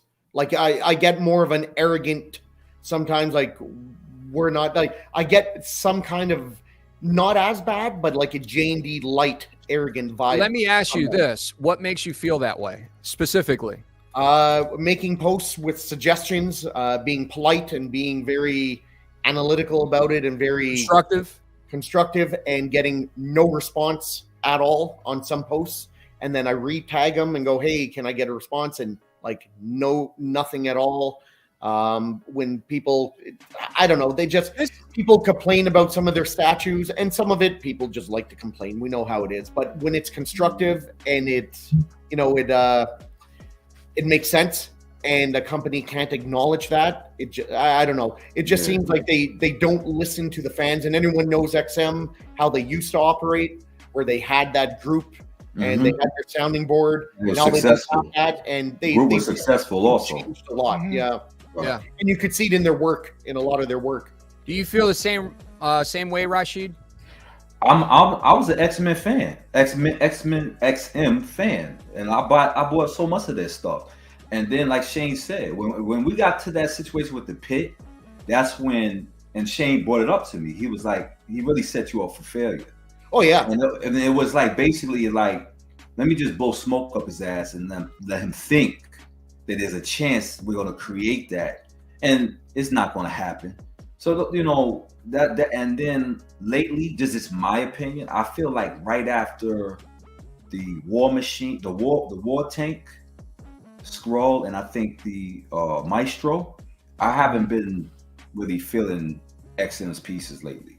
The stuff that they're coming out. Some people have, but not lately. I haven't been feeling their Transformers and their Samurai are hitting, and everything else. The Transformers pieces has been good, but I feel like they're putting more passion in the Transformers than that. In their Samurai, I feel it's getting all the good attention, and everything else is like a lot of their B-listers. Backseat. Let me ask you this specifically, and I don't want to spend too much time on this because we got to move on to the other pictures, but like wrapping up with this, do you think it was possible that he was just waiting to see how many people would comment on your post, Shane, and seeing what the response was before he made a decision to change anything?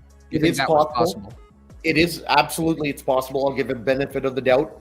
It's just also with my mindset and how it's been in the past with other posts I've made. And then he didn't respond until after I had to re-tag him for like the second or third time in the post. I don't know if I buy that fully, but either way, I'm just grateful he got back to me and that he's listening to what the fans want. Okay. So I'm trying to keep a positive spin on it. Okay.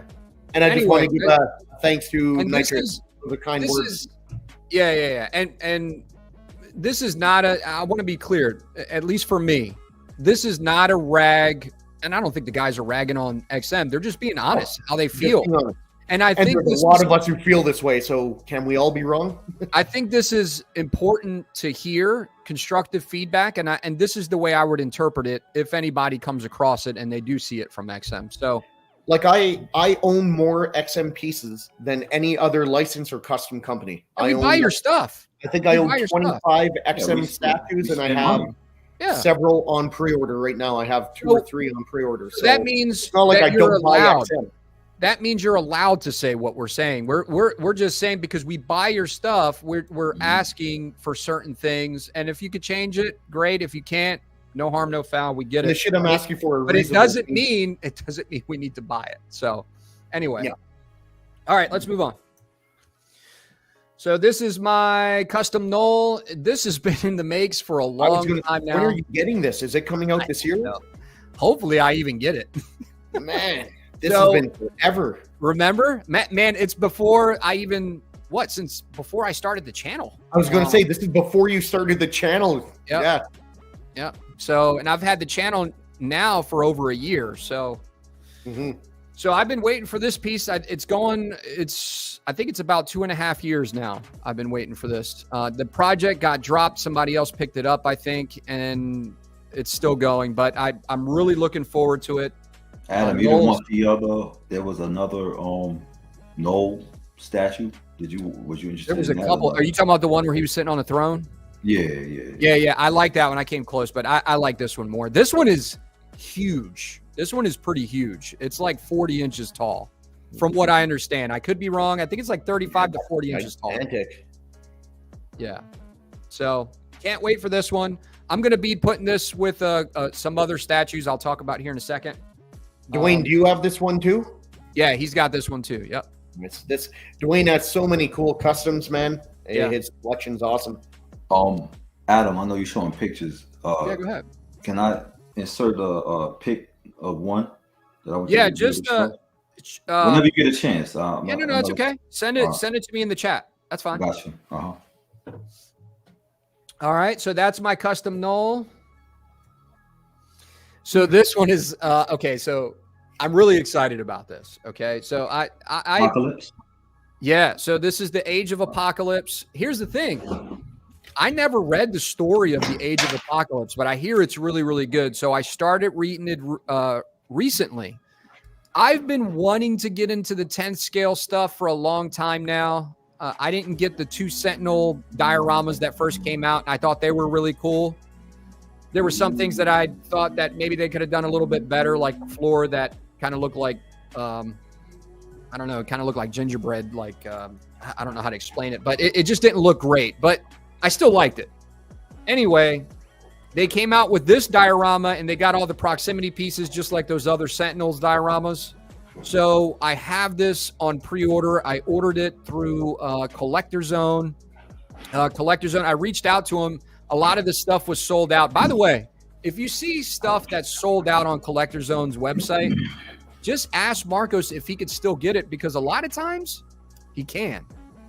So Marcos had a lot of this stuff sold out. I don't know if it was this one in particular, but a lot of the proximity pieces. And he reached out to Iron Studios and he did a special order for me. So I got these on order. So I can't wait for this. I'm going to put all the little proximity X-Men statues around it. And I can't wait to see it. It's just something completely different than what I'm used to collecting. So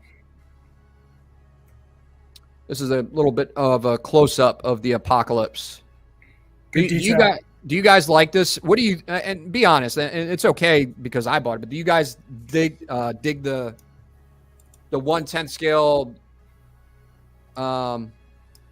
Age of Apocalypse statues? So I don't, and nor would I ever collect 1/10 scale. Not a knock on the line at all or the size. It just not for my display. It doesn't fit with what I have. But I think a lot of these Iron Studios 1/10 scale look fantastic. Yep. Yeah, he's basically a quarter scale piece. Yeah, he is basically a quarter scale piece. But I hear he's pretty massive. If you look at him on like where they do the dimensions, he's pretty massive. He's pretty big. Like Age of Apocalypse is not my favorite storyline from X-Men. My favorite, like uniforms, outfits, stuff like that. But I still think it's cool. Yeah, I really like this. So I can't wait to see it in person. I also have... and Rashid, you guys are XM fans. Do you like House of M or Age of Apocalypse better? Oh, I'd probably go with House of M, even though I really did like when Age of Apocalypse rolled out. I mean, I bought all those comics. Yeah. I thought it was great. But if I had to compare the two, Age of M. What about you, Rashid? I'm going to be honest with you, neither. I like other storylines. I don't care for Age of Apocalypse. No, but out of those two. Wow. I guess I go with House of M. House of M. I think I'd go House of M too. Yeah. So this is the Colossus I got. I'm getting this Colossus. I can't wait for this. Some of this is already shipped. Some of it hasn't. So I don't think the Apocalypse has shipped yet. This is the Magneto. He comes with a helmeted version, and then he's also got the unhelmeted version from the storyline. So can't wait for this one. And then this is the Storm. If you guys seen the Storm, she should be on the way. I'm just waiting for tracking. So I'm going to do reviews on all these. What I'll probably do is do reviews on each individual X-Men proximity piece and then put them all together with Apocalypse and show you guys. So, Adam, did you get this because Age of Apocalypse is like one of your favorite storylines? Like you like the costume?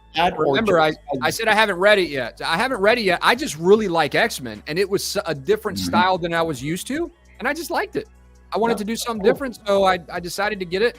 I'm actually reading it on Kindle right now. I didn't buy the omnibus, but I just bought the digital copy. And I've been reading it every night, reading a little bit. I'm sure there's other people who have it on omnibus that aren't reading it either that they could. Don't start. Oh, Adam, I sent you the pics, okay? Okay, I got you. So, yeah, I really like the Storm, too. I wish it was a quarter scale Storm, but I really like it. I want to get all the X-Men, and it's a very affordable. They're so affordable, right? They're like $200. So it's like, you can get a whole line of little 10 scales that still look good, and you can put them on your desk or you can set them up around a display somewhere. So we'll see what happens, how I display it. Mm-hmm. Do I actually have this one on pre? You know what? I might actually buy this while we're sitting here doing it. Shit, live PO. So, yeah, this is the Bishop. I'll probably see if Spec has it on his site. If he's got it, because I bought these from Collector Zone. I'll go over to Todd's site and buy this one. I'm not sure if he has it in stock, though. But anyway, this is the Bishop from the same storyline. I really like how the cape is flying back. And a lot of 10 scale, let me tell you, when I went to Collector Zone, there was a lot of cool 10 scale statues. And until you see them in person, you're like, wow, man, these things are small, but they pack a lot of punch for their size, if anybody owns it. Adam, just because of Carl's remark here, what is the price point on these things? So, like, these pieces run around, I would say, like $200, $200-something at the most. And then the Apocalypse was like $1,000. But really, the Apocalypse has a very massive base. It doesn't look like it in the picture, but the base is very, very wide. Very, very wide. So, yeah. Put it this way, it's better than buying a whole line of like 1/3 scale statues. You know what I mean? Is it better? I don't know, but it's a lot less money. Well, and if you like X-Men, but they're not one of your like top, very, very top favorite exactly IPs, it's a great alternative. Exactly. Yeah. Like I'm doing with my Turtles. I love the Turtles, but they're not one of my top 3, so I had to get the smaller scale line. So you make my point. Like I don't love them enough to get like a whole quarter scale line or 3rd scale line of them, but I like them enough to get a 10th scale line. Mm-hmm. So yeah, fair enough. Good point. All right. I'm also, everybody knows I love my turtle line, my 1/3 scale turtle line that is, they just released some pictures of Leonardo. I actually got more recent pictures that a lot of people haven't seen yet, probably. I'll show those here in a second. But the Shredder should be coming out here shortly. I think in the next. I love that Shredder. Oh man, I love this Shredder too, man. I want to get it, and I'm not really. I like the Turtles. I'm not a Turtle fan to buy, but I do like the Shredder, man. Yeah, so I got this Shredder day one. Day one pre-order for me. I've always loved Shredder as a kid. I've loved his soldiers, the Foot Clan, and everything about the Turtles. So, yeah, I got this one coming. It should be shipping. Did anybody else get this? Kev, did you get this? Yeah, I forgot to add that in my list, but I do have that one. I ordered it day one too. Okay. Yep. So I got that one coming. And then I also have this AT-AT from Force Laboratory or Force Labs. I really like what Force Labs is doing. Ever since I've been getting into the Star Wars, dabbling into Star Wars, I'm around Shane and Kev a lot, but I like getting influenced to buy stuff from Star Wars. So I got this on order. The cost on this, how much do you guys think this costs? Do you guys know? I know Shane does, but anybody else? I would speculate around $1,200 to $1,400. And this is 2 inches. This is 2.5 inches lower, and about 2.5 inches more narrow than MYC, which isn't a big difference. Not a huge difference, no. Right, but it is a difference. It so is. How much is the one from NYC? It's like with the Hoth base was $1,600 or $1,650. Yeah, this was like $700 or $800 or something. Yeah, it's about half. Wow. Yeah, crazy. Yeah. That's crazy. a steal then. Yeah. For less than 3 inches in height and width.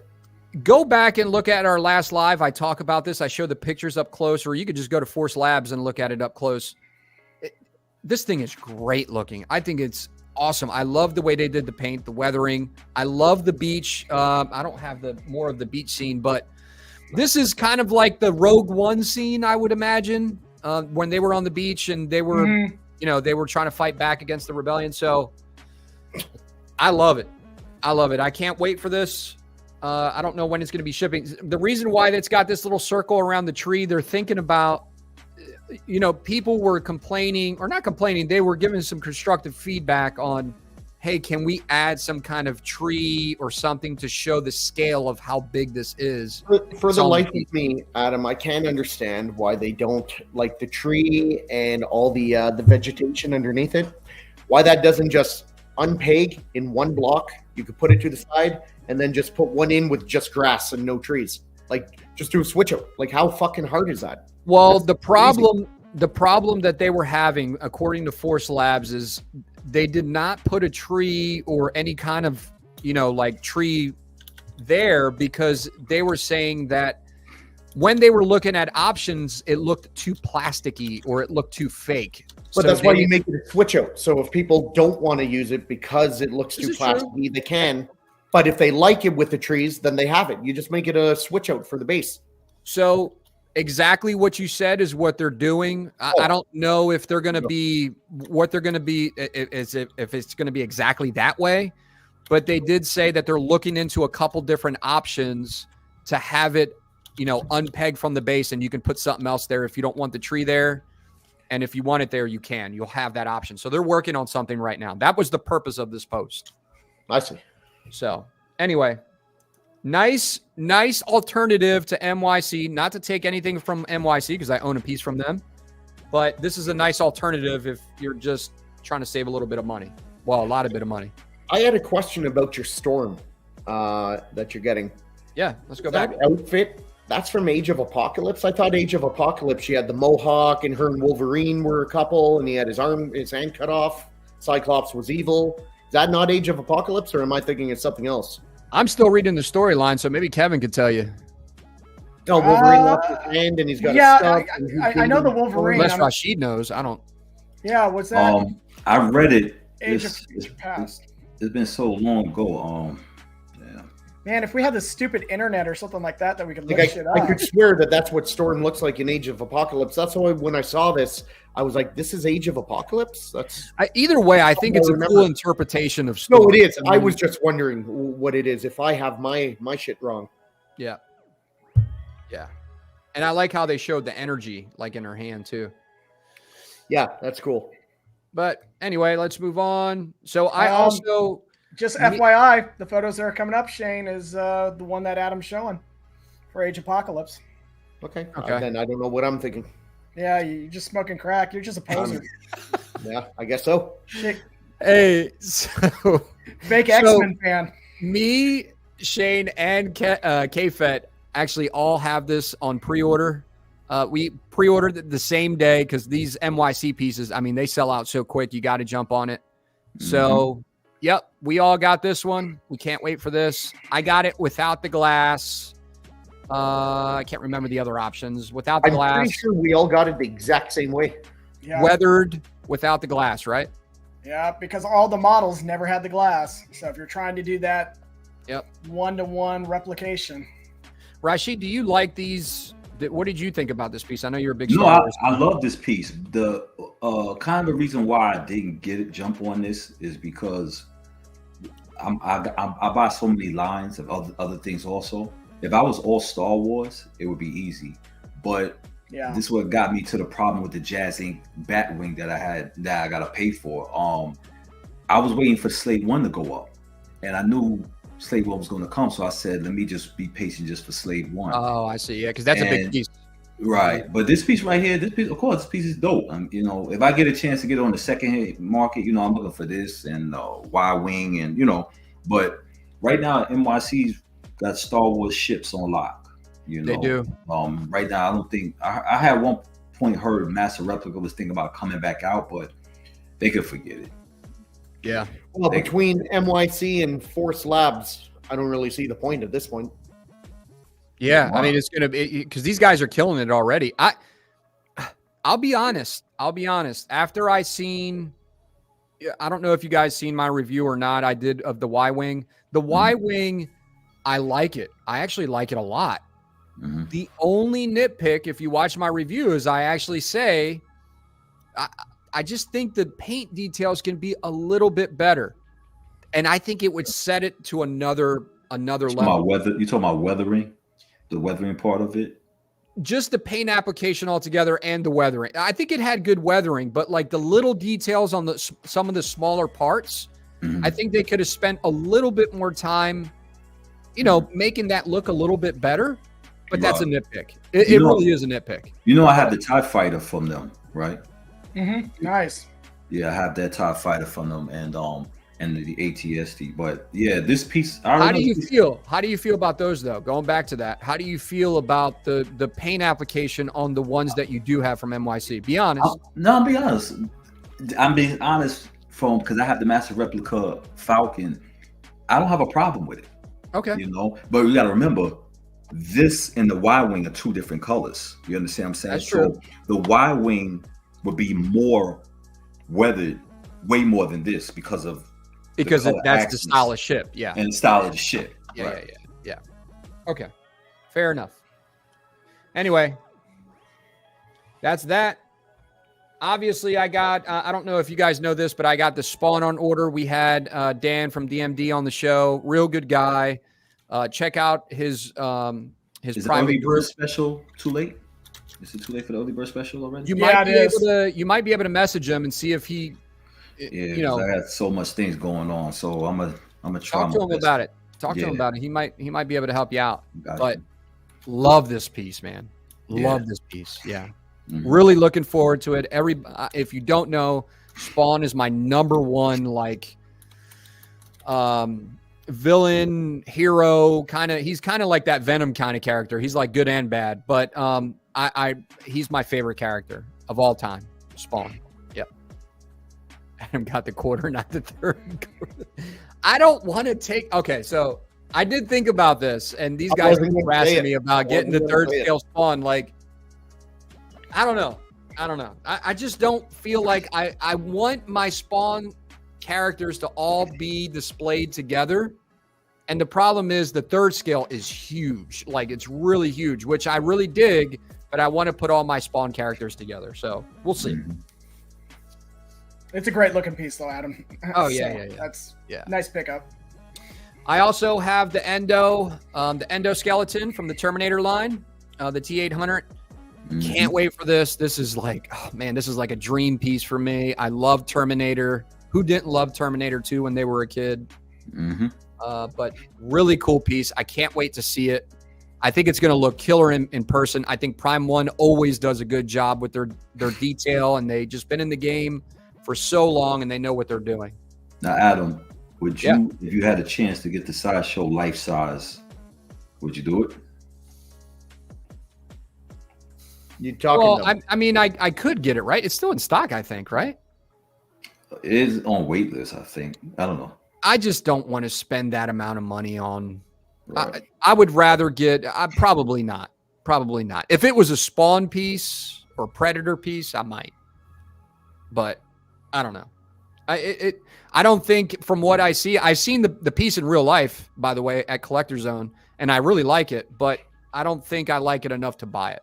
So. But I do like this third scale. I really like the base.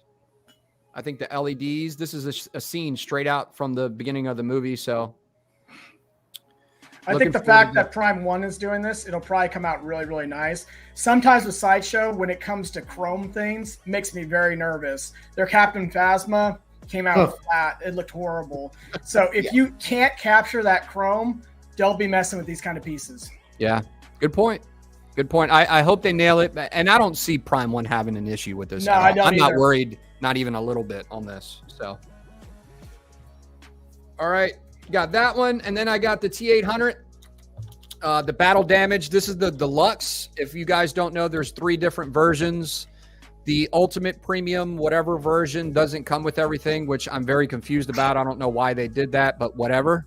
Yeah, that's really weird. But I get it. You know, some people were saying, hey, it's a totally different statue. Not really. But it's all good. What's that, Rashid? No, that wasn't me. I said I don't buy that either. It's not a different statue. Yeah, no, it's not a different When you statue. buy the deluxe, it should have everything the regular has and then some. And then when you buy their ultra premium platinum, it should have everything the other ones had. And then when you so on. Just like buying a car. When you get the model up, you don't drop features. Exactly. You have everything the base model before it has and then some. Exactly. That's very good analogy. Yep. Exactly. All right. Well, this I think they nailed this one. I like the likeness and everything else. We had a discussion about likeness, but that's a different story. And I think they did a good job on this piece. So I can't wait for it. Sorry, Adam. You got called out again. What's that? Wait, So the Walton- 1/3 scale Terminator, but the quarter scale Spawn. The 1/3 Terminator is a lot smaller than the 3rd scale. Go look up. Who was that? Walton? Yeah. Walton, the little hater that you are. Go look up the dimensions on the Spawn and compare it to the endoskeleton and get back to me. And you let me know about. I'm talking about space, but I get it. Rubber face, Michael Myers. The way you just were condescending to him, going the little hater you are, is how you were when you're like, oh, those POs. That's all you got. I was the exact same right there. Oh, that's it. That's all you got. Oh, stop. The worst critique is rubber rubber face and buck fangs. Those are the worst. They're good dudes. They're good dudes. Nasty. But guys, I'm super duper excited about this Spawn, this medieval Spawn. I've been waiting a little while for it. I'm a big fan of medieval Spawn. I had the toys from McFarlane when I was a kid, and to see the figure or the toy from when I was a kid get transferred or interpreted into a statue is like a dream for me. Yeah. I think they did a very good job. This is the prototype. This is what it looks like. So if they can nail this in production, it's going to look killer, man. It's going to look killer. You even got now it comes with 2 different style bases. You can get them with him standing with his foot on the guy's neck. I'm not showing it. It's a little gory, but I'm not showing it because it's not that bad, but the guy's got like cut off limbs and shit like that. It just didn't show up in the picture, but I got the one with just the regular base. And just because I got the little kids in the house, and or else I would have got it with him standing with the guy's foot on his neck. So really cool piece. Can't wait for it. Adam, I've got to say, this might take a little bit longer, but you should do a live unboxing of this thing. Of this one? Yeah, I'd love to see how it looks. Man, it's so out good. of the box. So good. I cannot wait for this. This is straight off of, I forget what the comic number is. Straight off the front of one of the comics. 3 something. Yeah. Anyway, and Spawn's still going on. They still got Gunslinger Spawn going on with their comic line. And then they got King Spawn if you want to still read some more modern age Spawn comics. This is another one that I'm getting. I cannot wait for. Another Spawn piece, Gunslinger Spawn. He's got a bunch of switch outs. It's not just the one with the middle finger, but he's got a ton of switch outs on this statue. You got like the Hellspawn dog at the bottom with the demons coming out from underneath the steps, and Gunslinger is just kind of like he's blowing the head off of one. And then there's another switch out where he's got a different switch out for his portrait and for the hand where he's holding a shotgun and he's slinging over his shoulder. There's a ton of different variations of how you can sport this one. But this is another really big anticipated piece for me. All right, and then we'll move on to that was my pre-order, and then I had another one. I had Venom Arise. We've talked about that one. I forgot to throw that in there. I got Venom Arise coming too. All right. Is that from XM? That's from XM. Yep. And then let me see. I'm gonna throw up. Let me see if I can throw up Rashid's pictures real quick. I was able to pre-order that.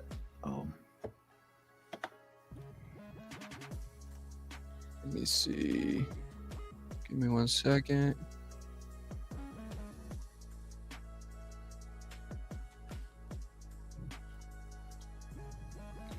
All right. So this is from Man-Bat. Rashid. Go ahead, Rashid.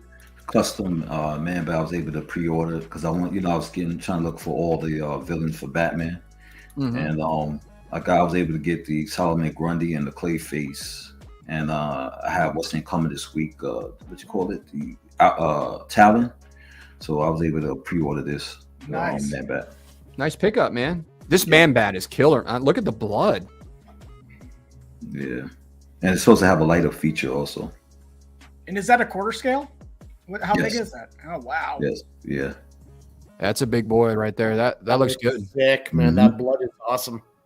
Yeah, let me get closer on this. This looks crazy. And is he on the bat Light. side? It's from the comic book. Yeah, Mark, I can't wait for Venom Arise. I can't wait to see him in person. I think Jem did something where he did a little quick review on it, and I saw it standing next to him, or him standing next to it, and it looked really good. What's up, Mark? Yeah. And those so I can't wait for this piece right here. Look at those bat wings. Yeah. Looks good. When is it supposed to release? Is it already done, or? I have to do another payment, and I think it'll be done it's going to be done this year. Okay. Because I think the same people who did the Solomon Grundy and the Clayface. Oh, nice. So. All right. Give me a second, guys. We're gonna go through some news and then we'll wrap it up. Let me see if I can pull this back up.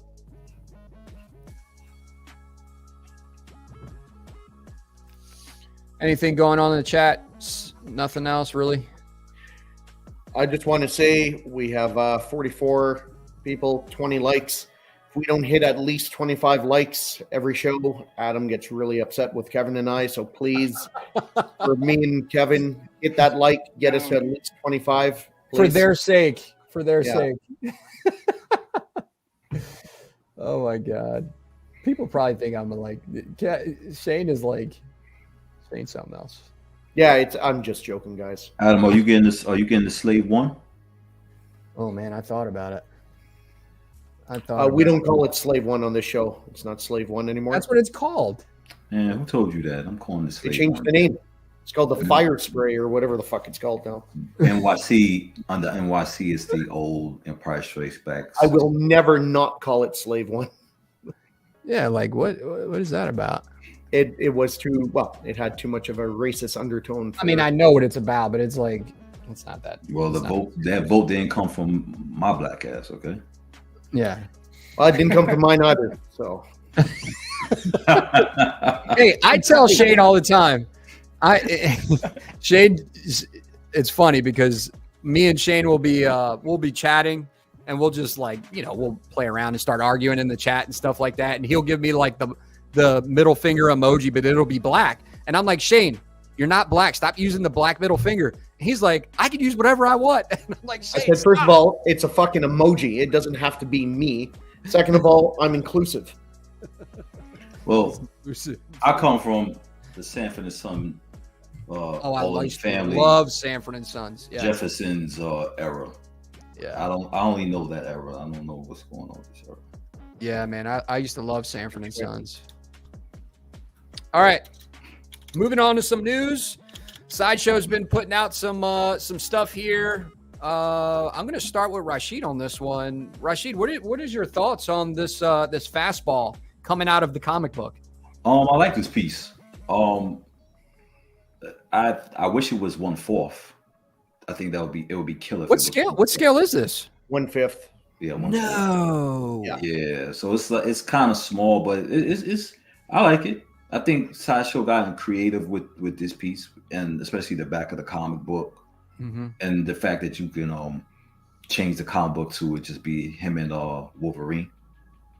I think it's a really cool concept that they look like they're coming out of the comic book. Now, I think you can do it with the comic book and without the comic book. Am I correct on that? Yeah. And that's how he was always throwing Wolverine. Someone was saying like one of my shows, shouldn't he be grabbing him from the belt? And I said no, that he's always grabbed Wolverine from the foot and through him. So he kind of pushes. That makes more sense anyway for him to launch off his hand. So I do like Sideshow for being creative like this, and creating stuff from the comic book itself. Okay. So. All right, and K-Fet, what do you think about this? It's a cool piece. Oh, he's got some internet issues again. Shane, I'll move on to you. So I'm not. I like the piece overall. I think it looks pretty good.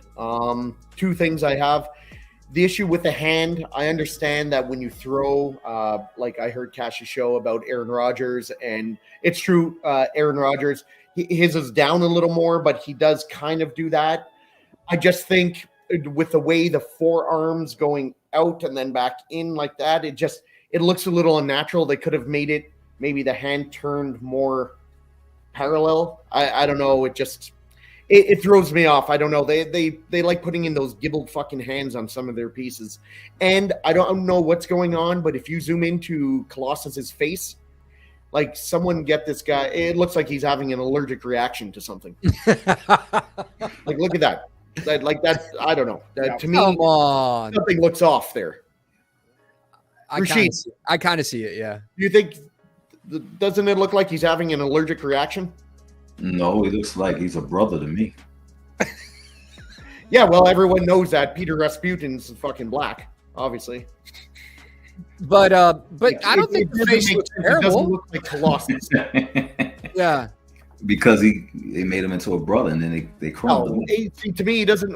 I mean, I guess now that you say it, I guess I see that. But to me, it looks like he's swelling up, like he I don't know, got stung by a bee or something.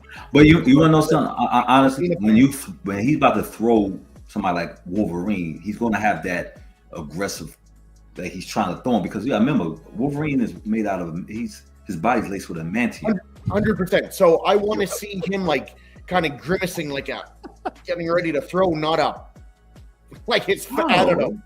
I like it, man. Just like when somebody was saying, I don't like the portrait at all. Like somebody was saying the hand, comparing it to Thor. So when you're pitching a ball, your arm, it comes out like that. Exactly. No, but somebody was saying that they copied off the I literally just said it. You were just on your phone. I just said it, that I think it looks off. It should be turned more parallel to the ground. Nah, I think it's okay like that. Nah, it looks unnatural with the shape of the bicep and then the forearm and then the wrist, the way they're all bent in three different ways like that. It looks, I don't know. I just don't think it translates that well. Remember, Shane, they had the Hulk versus I remember when he's grabbing, and everybody was saying how that it looks totally off from the pictures, and then when it came out, but when it came out, people was like, "Okay, I see it now." Well, that's not everybody. Maybe you no, but and that's fine. I'm not saying that they're lying or they don't, but I also think that's people just saying that because they just dropped $900 on a statue. Well, let's give K-Fet a chance, because he lost internet there for a second. But K-Fet, what do you think about this overall piece? 1/5 scale from Sideshow coming out of the comic book. What do you think? I'm not a huge fan of it, but again, Shane kind of ruined it for me with the cheeks looking swollen and stuff like that. So I honed in on that as well, and I was like, I didn't even notice. You know what it looks like? It looks like Wolverine farted and he's holding his breath and can't throw him fast enough. That's what some of the guys in the chat are saying. Oh, are they? Yeah. I gotta get on some of the guys in the chat are saying it. Yeah. Pull those up. Holding his poop. Looks like Colossus is holding his poop in. Haha. And then there's he's judging you from behind. And then it looks like he's farting. I don't think it's I don't think it's that bad, but I think I don't think it's that bad overall. I think the piece is cool. Don't get me wrong. I don't dislike it. I'm just saying, for me, that portrait on Colossus is, I don't know. There's something going on there. It's a bit of a miss. Look here too. You can see. I like how they did these little pictures with them from the comic book. I think that's cool. Yeah. So and you could get it without the comic book in the background. Very nice. All right, moving on to the Batman versus Joker.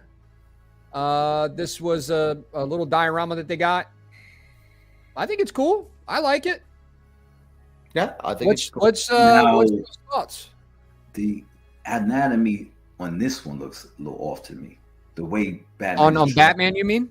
Yeah, the way he's drawn all the way back. And I understand, you know, listen, these are comic book pieces, so in comic books there is a lot of exaggeration. Yep. I don't like but I do like how Batman looks. Joker, his portrait, I'm not crazy about, and the fish, I'm not crazy about. Okay. One thing I did notice on this, and Buck actually brought it up when he was talking to Cash about it. So one thing I noticed right away that no one noticed, but then, well, no one talked about except Buck. Joker's leg. When I first saw this, I was like, what's going on? Like, Batman snapped his leg at the knee. That's kind of cool, but it's definitely dislocated or something. It and then looks I do a little, yeah, it looks a little. No, if you zoom in, his leg is like that fucker snapped. Look at that. That's not normal. It does look a little weird. You're in trouble. It looks a little weird. That's his knee. That looks a little weird. That's supposed to be his knee. Yeah. And I do like it just shows how Joker is, how he doesn't take anything seriously. He's got the pinky up in the air when he's holding the fish. I thought that was a nice touch. And one thing I didn't notice that Cash did bring up, Cash and Buck, the chattering teeth. If you scroll down just a little bit, like behind Joker's head, there's teeth on the back. I never noticed that before. I didn't notice that either. So I think it's a cool piece. I wonder how they're going to make these cards float. I guess this just keys into him. They'll be connected. Yeah. You know, also too, and I know this is more affordable than the Prime one. I guess I like the Prime one a little bit better, but I do like how this Batman looks. It's just his anatomy looks a little. You don't think Shane's his anatomy looks a little off? I just think I see what you're saying with him lunging back. He just looks. If you look, he's too much with his left shoulder. And then it goes around his chest, and then his right shoulder looks even farther back than his left shoulder. Like he's going to fall back. It looks really, when you zoom in on that looks really odd.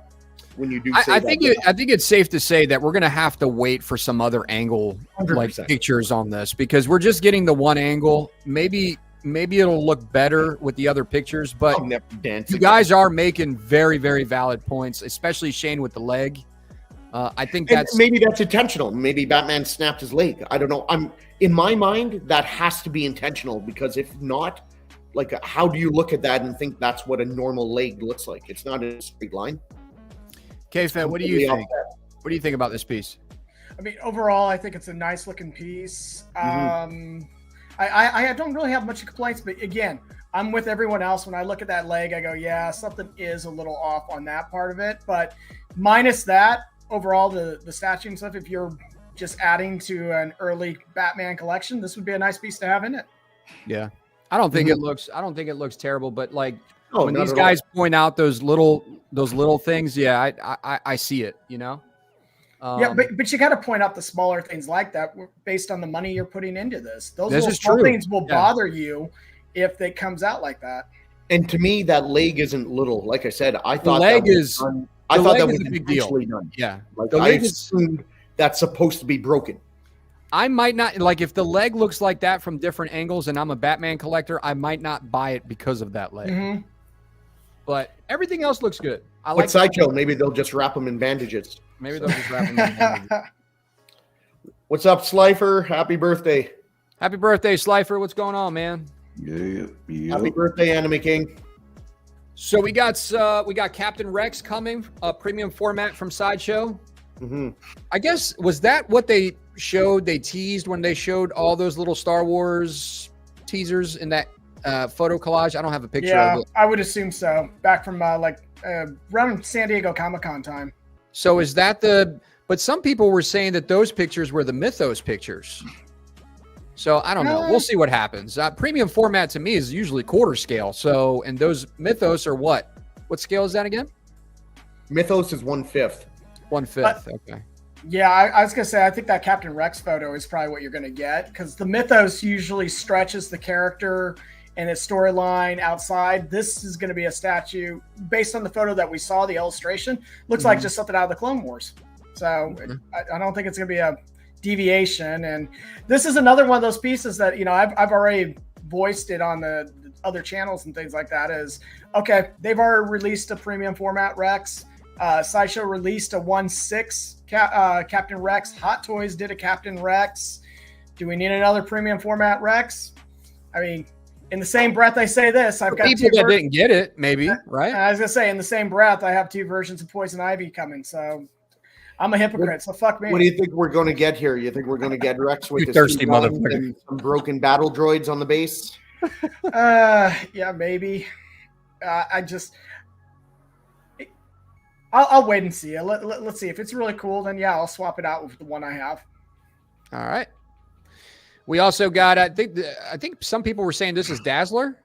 It is. Yeah. So this is my favorite reveal from Sideshow. Not because I'm going to get the statue, not because I think it's going to be the best statue, because they're actually taking a chance on this character and giving us a continuation of another line.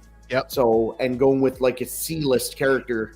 Yep. So I like that they're taking the chance, and it's not a Batman or an X-Men or an Iron Man or a Spider-Man. Yeah. So, big shout out to Sideshow for doing that. I mean, it is X-Men, but not like Wolverine or right. It's not the mainstream stuff that we usually see. Definitely not the mainstream. But if you're an X-Men fan and you want that Bishop or something like that, you got to start supporting these types of figures. Yes, yeah, exactly. Yep. You're going to get her and Sunfire and all those like really elusive characters. But I wish, like with the 12 days already, I wish Sideshow would start showing these show more. Yeah. Show them now, because the reason why I say show them now is because we as a consumer, we want to know what we want to pick with our money. So if I agree, I don't want to wait and then and save my money and then sell, and I'll be disappointed in the picture. Show. Gotcha. Rashid, they're not worried about that. They're a business. They're doing that because they want you to not buy. They're trying to show you stuff so you don't buy shit else, right? Mm-hmm. So you can reserve this, which is not a bad thing. It's just what a business does. No, I understand that, but okay. But yeah, I want to see it. We're in January already. 12 days over. You should have been showing this right now. Good point. Yeah. Very good. Like, I understand completely. Like, let's say, Adam, you're a big X-Men collector and you're waiting for Dazzler to come out. So you see this and you're like, perfect. Sideshow's making one. It's going to come out sometime for pre-order 2024. And now March rolls around and a custom Dazzler is shown and it goes up for pre-order, but you still haven't seen anything else except for this from Sideshow. And then another custom comes out in June and you still haven't seen anything else. Then Sideshow, you don't want to miss out on the 2 customs that Sideshow might be better, but this is all you're going by. So it'd be nice if you could at least see it. That's true. The kind of person I am, though, is I'll buy whatever I like when I see the full reveal. They'll get my money first because they were the ones who sold me first. No, I get that. If I like another one, then I'll just sell the one that I got and I'll get the other one. But a lot of people don't have the money to take even if it's losses like that. I know. I mean, Adam, I get I'm an X-Men fan, and I always wanted a Dazzler, and I actually love the classic look at Dazzler because this was like her trademark, even though she changed different looks in the X-Men. Yeah.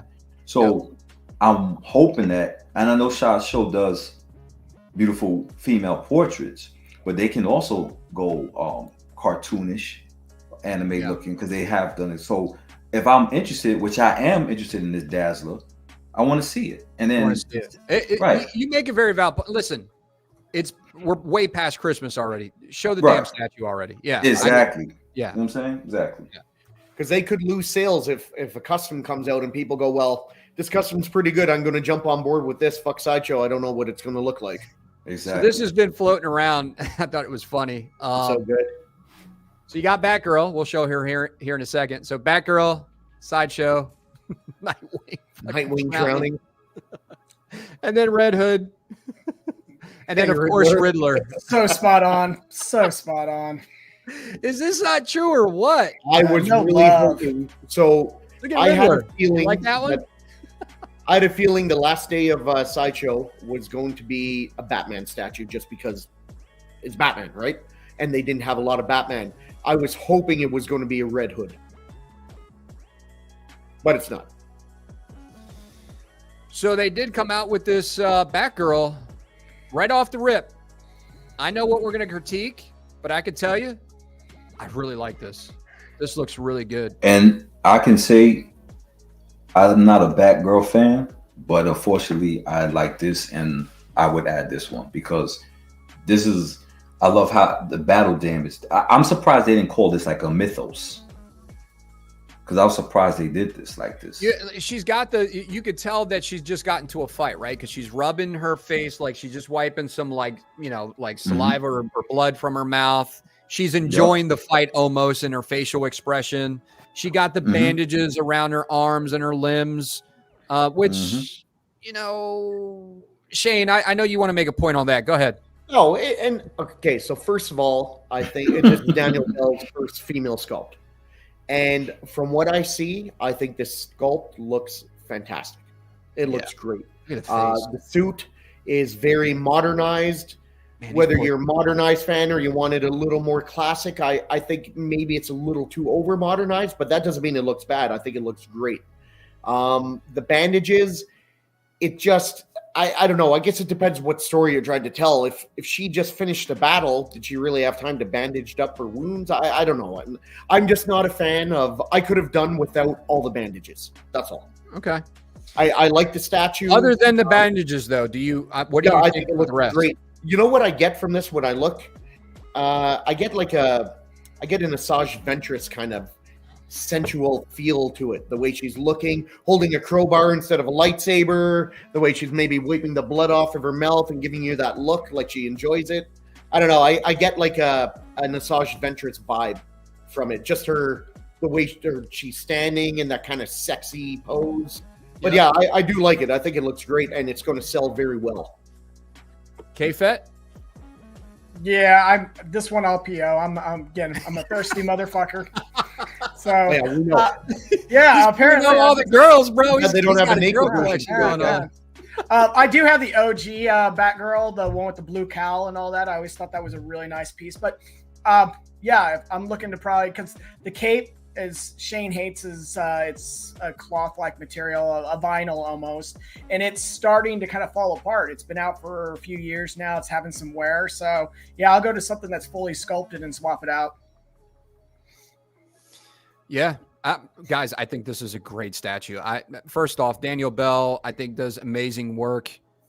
He's pretty much legendary in the statue community. And if we look at this portrait, I mean, this portrait, Kev was saying it earlier. I mean, Sideshow is killing these portraits, man. I agree.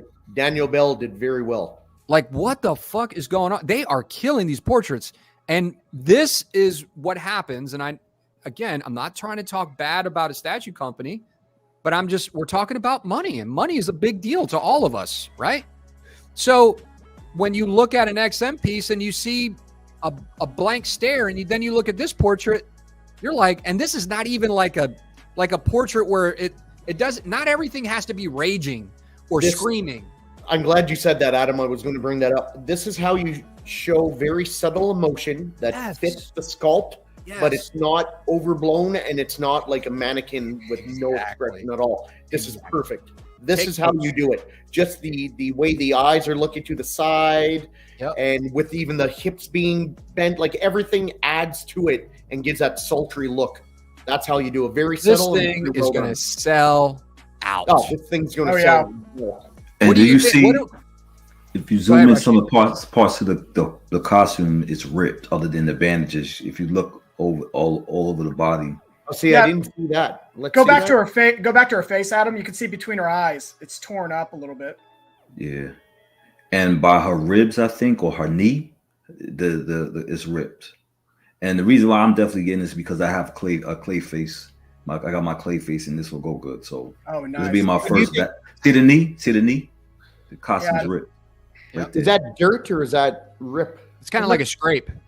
All right, to the thigh up there from that band, keep going up. There's a rip right there by the thigh, right there by the strap. See the strap right there? Over to the right. Yes, right there. Yep.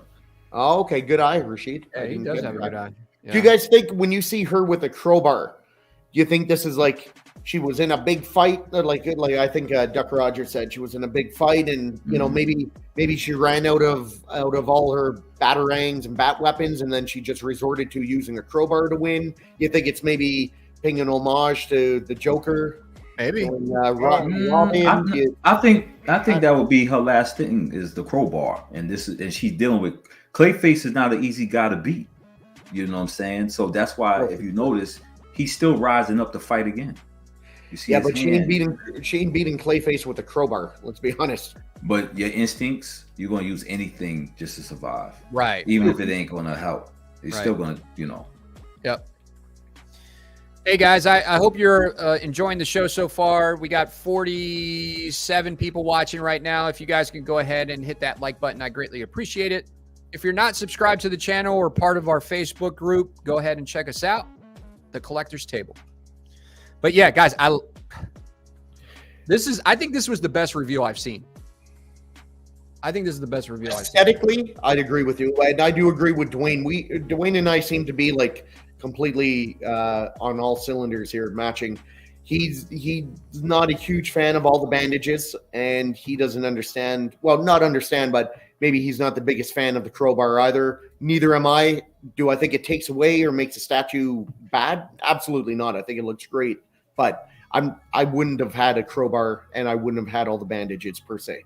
But she could have been fighting Joker and Clayface at the same time, and she'd been through a battle. She's been going through an ongoing battle, and the bandages is something she just wrapped herself up real quick and kept fighting. Like, I'm not buying it anyway, so it doesn't really matter. I'm just giving my observations that if I was buying it, that's what I would have liked to see change. But the rest of it, I think, is fantastic. All right. Moving on, we got the premium format Mystique. I'm not sure how necessary this was, but they've already done a couple Mystiques. And the last one was really good. Okay. You got to remember, guys, just because, and I'm saying this, just hear me out. I bet I know what you're going to say. Sideshow caters to the newer. Their whole demographic is a lot of the newer people. I get it. And the newer ones don't have a Mystique yet. They don't have it. I get it. They don't have it. You got to remember that. I know that you guys might not agree with me, but Adam, do you know what else the newer collectors don't have? A fucking bishop. That's true. Neither do the old ones. So why not? They don't have money either. I mean, if you're going to throw logic at me, you got to bring it because you're not wrong, but neither am I. Yeah. Listen, I just want people. I get a kick off seeing people that don't normally collect see a statue and like, how do I get this? Or, man, I love this. Like, I like that kind of stuff. You know what I mean? I agree. But, hey, if you're a new collector and you got Mystique, or if you haven't gotten a Mystique before, here's your Mystique. Are they still revealing things, right? They might still show a bishop, right? No, they're done with the 12 days. Well, if they're done, yeah. I mean, but you know what? This is what I understand. This is the fourth Mystique. Here we go. Is it fourth? I thought it was third. Shit, no, fourth. You had the Adam Hughes, the premium formation, the disco channel. You have the Sideshow one that she had the Wolverine claw, and this one will be the fourth one. Oh yeah, he's right. Yep. I do like the last one though with the Wolverine claw. That was the one on the X base, it's not right? Wolverine, isn't it? X-23. Yeah, it's X-23. It's the two claws. X-20, yeah, X-23. Two claws. Yeah, on the X base. Anyway, we'll see how this looks. You kind of see a little. Is this a little teaser of it? Maybe. I would imagine, but we'll see. Anyway, Mystique. John Constantine coming out. People need to stop. They just need to stop. Now, I'm not going to say I know for sure what's going on, but I've read and people commenting, oh, I hope they have the wing that Prime 1 didn't have on the 1/4. Just stop. Why would they copy the Prime 1 wing? Could they? Sure. Might they? Maybe.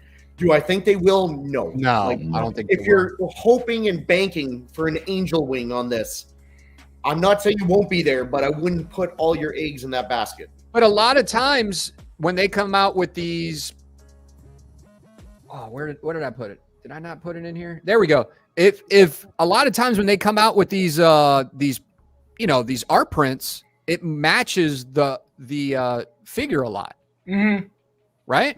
Yeah. So this came out. Maybe this is how it's going to look. I'm pretty sure that this is how it's going to look when it comes out. Yeah. So you think it'll be I think it'll look just like this. Okay.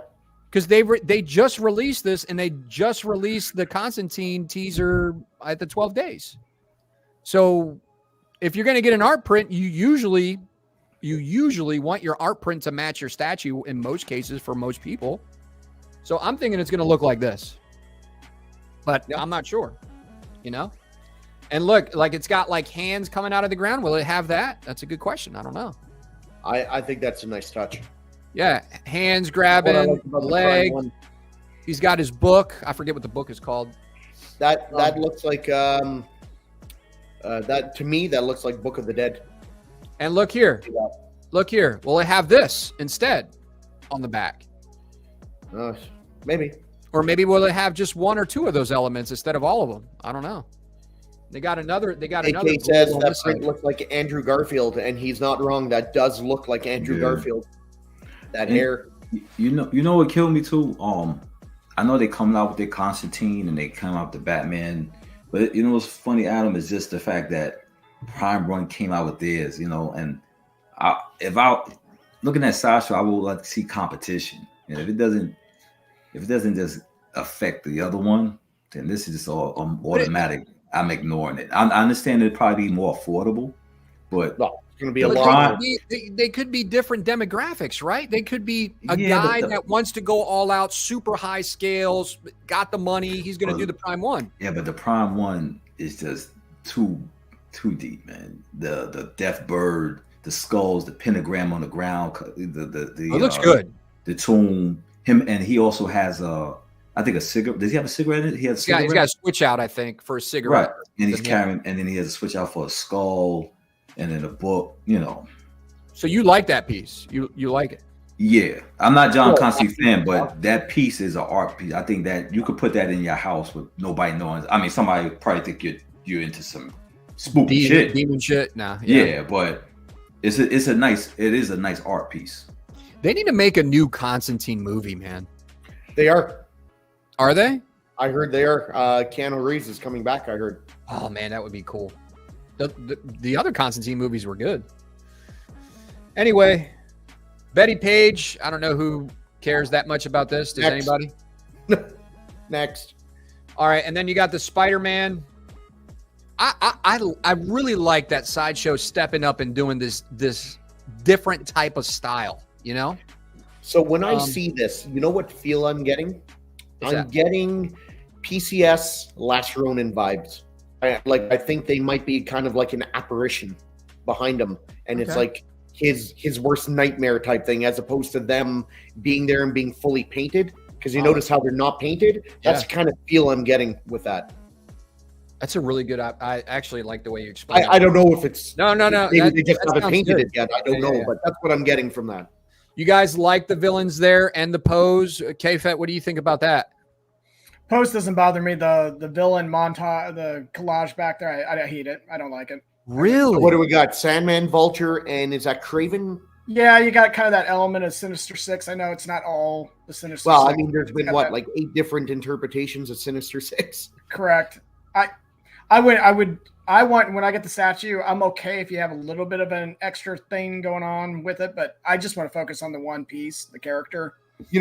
Maybe, and again, I don't know. Maybe they'll have like an exclusive where it comes with this extra base with all the villains, and maybe a regular or the poor man's version for me, where you just have Spider-Man and then just a very simple base.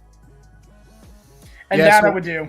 Yeah. So Walton is saying the same thing. He doesn't like the villain, in his words, the villain junk in the background. I kind of like it. I gotta see more. Maybe I'll see it all and go, wow, that's fantastic. Yeah, I like it. I think it's cool.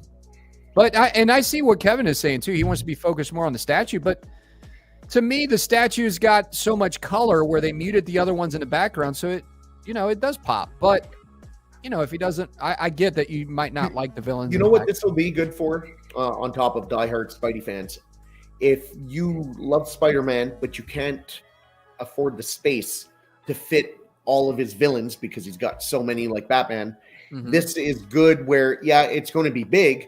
But it's going to be if they have, let's say, I don't know how many, let's say they have 6 villains. That's going to take up a lot less space than if you have 6 individual 1/4 scale statues surrounding Spider-Man. So it could be a space saver if you're happy with having that interpretation of that character. And that's good enough for you. All right. Good point. Moving on. Okay, so April. This is interesting. I heard that this is to go with their 1/4 scale animated series line and not their 1/3 scale. Right. And that makes sense because she looks pretty good. She also looks pretty animated, so that would make sense for it. Doesn't look the same modernized style that the 1/3 line has. She does, in my opinion. If this is for that, this doesn't fit at all. It's way too animated look. But I think she looks great. So this would look really good for the 1/4 scale animated line. This is not something that you would get. Oh, well, you got it's not quarter that you got. You got the 5th. Well, my Shredder's quarter, but it's not an animated line anyway. And I don't give a shit about April O'Neil. Okay. So I wouldn't, there's too many good Ninja Turtle characters for me to waste it. I'd rather get a Casey Jones or Slash or, someone else. Slash would be cool. Shout out to Ant for doing this. I like it. Oh, for sure. And I think it looks really good. All right, guys, let's get into the meat and potatoes of this real quick. There we go. So cannot wait for this Leonardo. Incredible. This, I plan on making an area just for the turtles. The turtles that I have already are going to come off the shelves. Maybe I'll do some custom pedestal because I want to put them all together. And it's hard to do that on a regular standard garage shelf. Kevin, are you getting this Leonardo or where are you at on this? Yeah, this is a day one. But I will probably go with the pose where he's got the sword drawn a little bit closer to his body just because of the footprint. Okay. All right. So we're going to get into some pictures here. So the sword is a little bit of a concern. I like the pose. I really like the pose, but it is, if you're keeping it on a shelf and you're trying to put them all together, that sword is going to come out a good amount.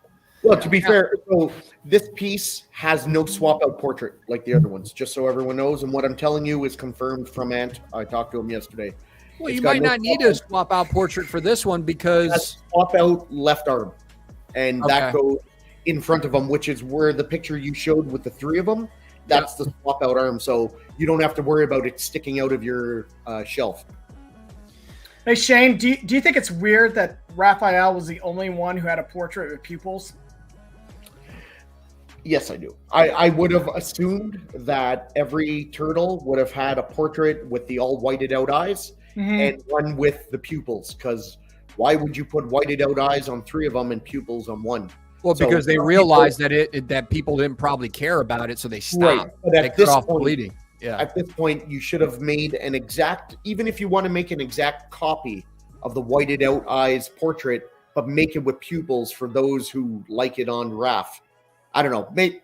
I don't know. I wouldn't use it. I like the white eyes. I'd say most. Yeah, because Raphael really has another bandana. He's been in the regular bandana, and then he also has the covered bandana where but that's more from like the movies with the do-rag and that, where they made them these hip hop fucking street. Right. Guns. Well, yeah, but they have that option. So some people might want that option. Where Donatello has you've seen him with his headset, kind of deal with his little gadgets, and then you've also seen him without that. Well, let me ask you, Raphael, when he's got the do-rag, does he have the white eyes or the pupils on that one?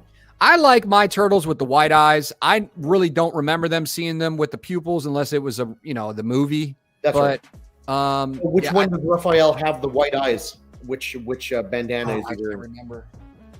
It's the one with the regular bandana, like around, not the one that got the covered head, I believe. Okay. That's what I'm I looking at him right now. Regular one. So yeah, I'm looking at them right now. I think the turtles look way better when they're all together. I think they're going to look way better when they're all together. I think it's going to elevate the whole set together when they're together. Having them individually, like when I see people come into my man cave and they look at Raphael, they're like, man, that's cool.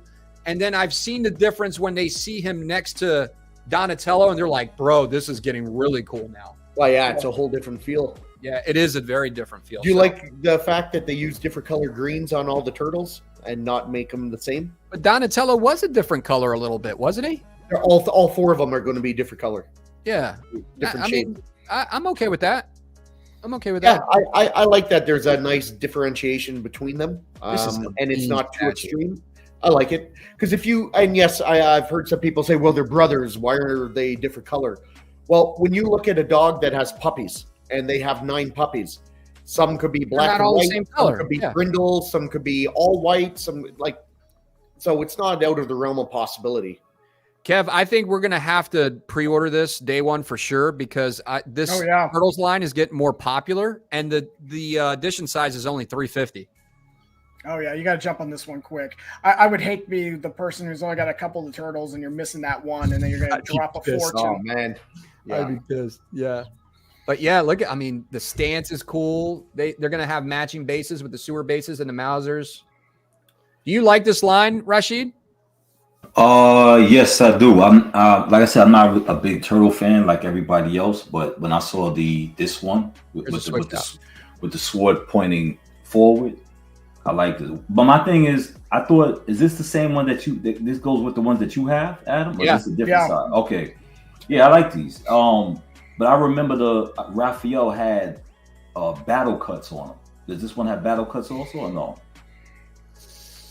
It might. I mean, he's got the bandages that go, or the wraps. I don't want to say bandages. These are wraps. I thought Raphael was the only one with battle scars on him. Let me see. Yeah, I would think that I would like all of them to have battle scars, but this is dope. I like this piece. But, and this is PCS, I wish the blade had weapons like this. And that's what Mark says. Hopefully PCS doesn't make weak butter knife swords like for Leo, like they did Blade. So again, they couldn't go real metal because of licensing, but I understand that you could still painted it better. I have no idea. I don't know. I would assume this. If Raphael does not have metal size, I would assume Leonardo won't have metal swords because otherwise they're not going to. And if anybody could refer me to a decent Teenage Mutant Ninja Turtle book that's some real fighting, let me know. Because I stopped reading them a long time ago with the black and white. But I do like this piece. If I had one more set of shelves that I could fit it on the top so you have a nice continuous display, I would pick up this line. I think this line is going to be like an XM Transformer line. It's just going to be fire. Yeah, with Bro, the Krang, when the Krang comes out. I can't wait to see Bebop and Rocksteady. I love those two guys. I think their characters are just so cool. And the way they look, I can't wait to see their interpretation. I would just do these characters. For me, I would just do the Turtles and against Shredder. I gotta have Krang, bro. I gotta have Krang in his suit. He's doing a Krang, Bebop, Rocksteady, and he'd like to do a Splinter, Casey Jones. Hell yeah! And after that, I'm not sure if he's getting into like more. Give me a clan soldier too, a Foot Clan soldier. Slash and those guys. I don't know if he's doing that. Man. I want them all. The robotic turtle. I forget the name. Oh, what's his name again? I forget his name. Somebody help me out in the chat. The robotic turtle. What is? Yeah, the cyborg turtle. Yeah. He was really cool too. I hope they do him. Whatever they do, leave the fucking female sister turtle out. Yeah. What? No. Exactly. All right, moving on, guys, because we got to get through these pictures. But well, that's one way to do it. Yeah, that's one way to do it. Guile, I think this looks cool. It does. And if anyone's going to get away with being like over muscularized, it'll be a Street Fighter character. Yeah. Yep. So I think it looks great. I think what Ant is doing is just fantastic. Like Ant's just really delivering. Got Metalhead for your name, guys.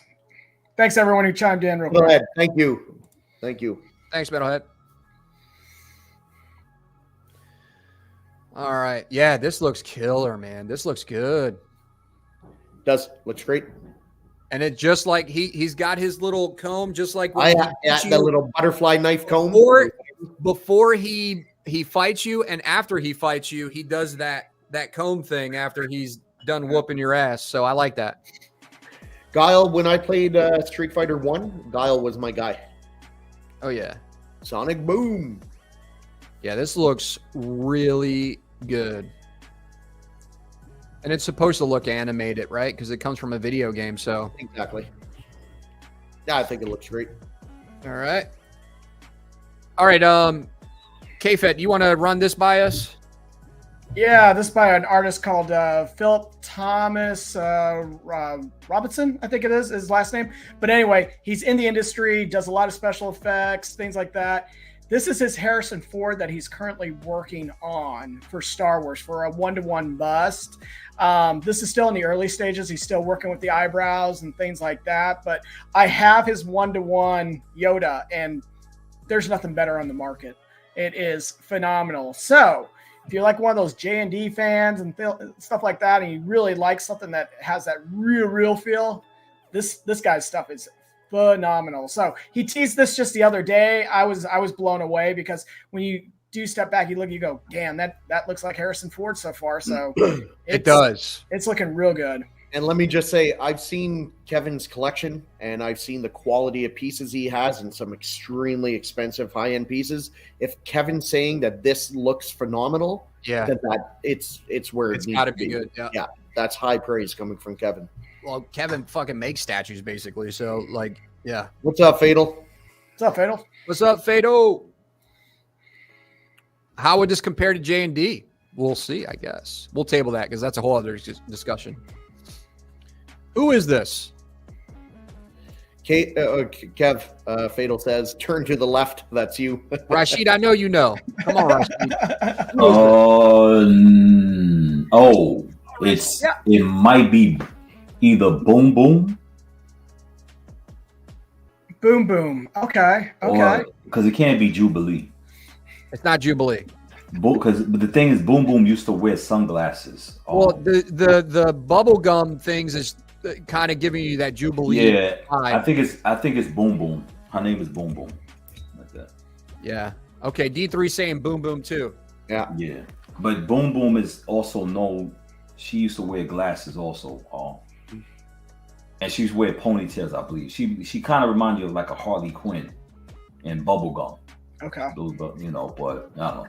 Hey, Fatal saying that that this character looks like you.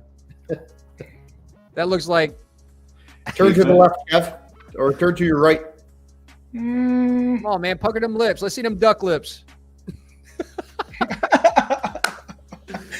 can kind of see it a little bit. Yeah, maybe. Well, they're both white. You got that part right. So. Yeah. Good call, Fatal. I'm just trying to plug my 1-to-1 bus for the community here. What is this though? Why is the mail flying out of the? I don't. Yeah, I ran across this. I shot it over the guys. I'm like, I have got to lose my X-Men card because I don't really know who this is. She's able to make explosions. I knew Rashid would know. I didn't know who this character was. Yeah, but Boom Boom, this Boom Boom looks more younger than this, and she looks like she seems like more like a Harley Quinn.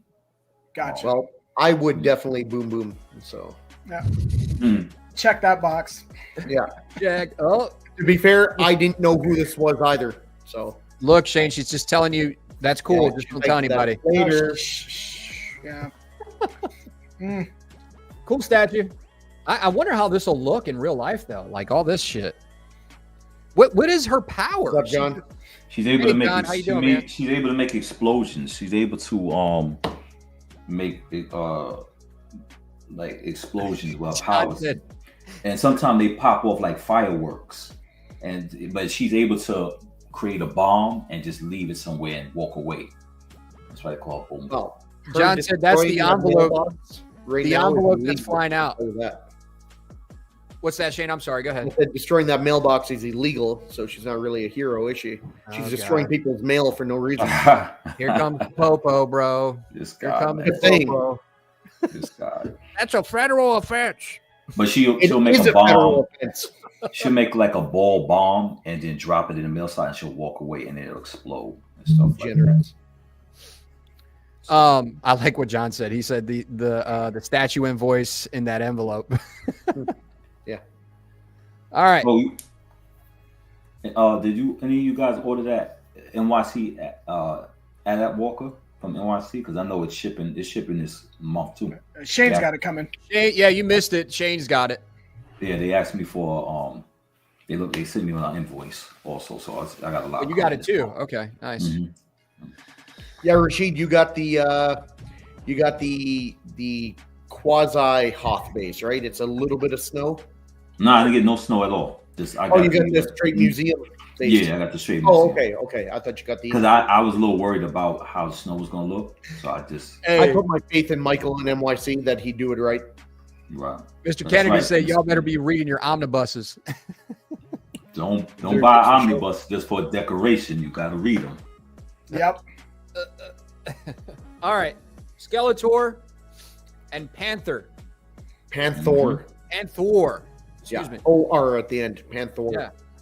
You know what's funny? Looks fantastic. On the cartoon, and I love this piece, but on the cartoon, he always wore boots. His feet wasn't out. Who? Skeletor. Oh, Skeletor. Yeah, in the cartoon, he wore boots. You're right. Man, you know what? Before he's giving those grippers up for free.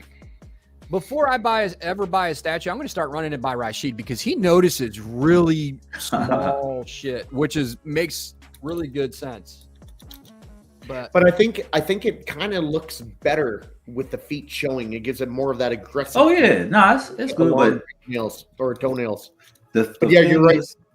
All the statues, and don't get me wrong, Tweeterhead I think is running the line. Oh, great, Tweeterhead's killing it. Master of the Universe, they got it on lock. That line, Master of the Universe, killing it. Yeah, right. Like an XM Transformer line too. Like when you watch your line. When you watch the animation, Skeletor is one of the funniest villain. The way he says to his minions, he calls them buffoons, and one minute he's gangster, and the next minute he's a comedian. You know? Walter just said Rashid's just a real fan, Adam. Hey, he's calling a spade a spade. Man, Walter, you are such a little hater, bro. Listen, you gotta expect that from rubber face Michael Myers. Golly. He just waits for a chance to attack. And you know what? I remember when this toy came out with him having the Panther and everything. Yep. So, Adam, I really like this. Can you go back for a sec? Oh yeah, I'm sorry. Go ahead. Zoom into his left wrist, please. What are those strings or whatever hanging off? What is that? Oh, I don't know, because I think he had. I don't get it. Is that connected to his arm? What is that? It looks like it's coming straight out of his arm. It looks like he has like scales or fins or something on his arm. I don't get that. Is it in his other arm? Because with the toy, He-Man, they all had gauntlets, by the way. They always did their He-Man figures with gauntlets. Everybody had a gauntlet, whether it's small. Yeah. So I think Skeletor definitely had gauntlets. Can you check the other arm, please, Adam? Yeah. I didn't see it on the other one. I only saw, well, he's got something on there. I don't know what that is. This looks like a very early kind of like rendition of what they're doing. So maybe they're going to add more to it. I don't know. When I first saw this, I always thought that looked off. I thought it was like some kind of tassels hanging from the bottom of his sword, which I didn't understand why, but like that rope you hang around your wrist so you don't drop it.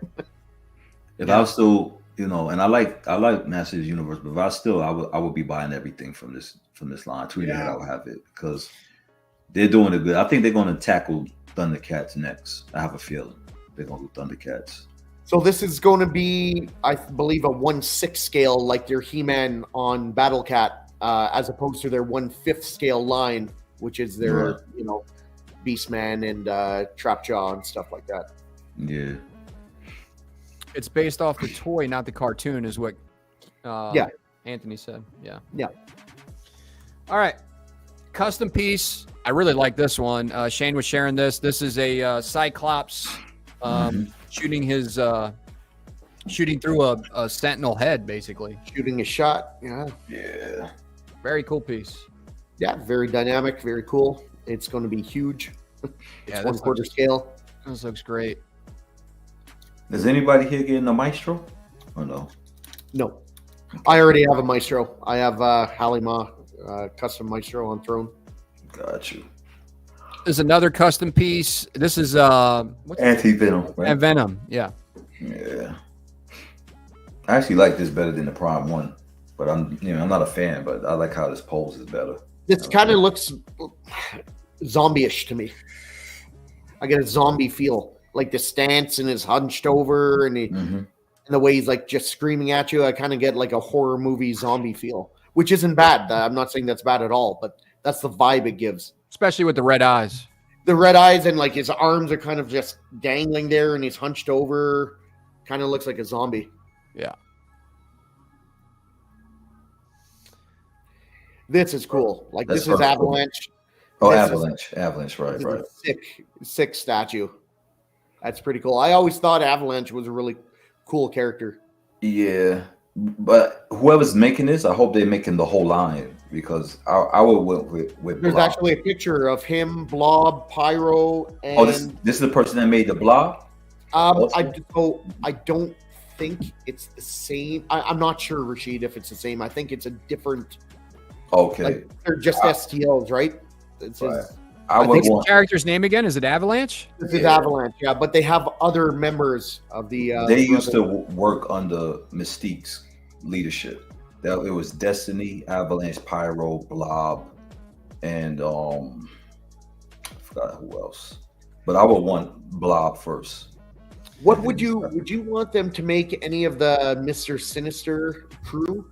What was his name? The Marauders. Yeah, but that one guy's name in particular. Scalp Hunter? The one who screams. Oh, no.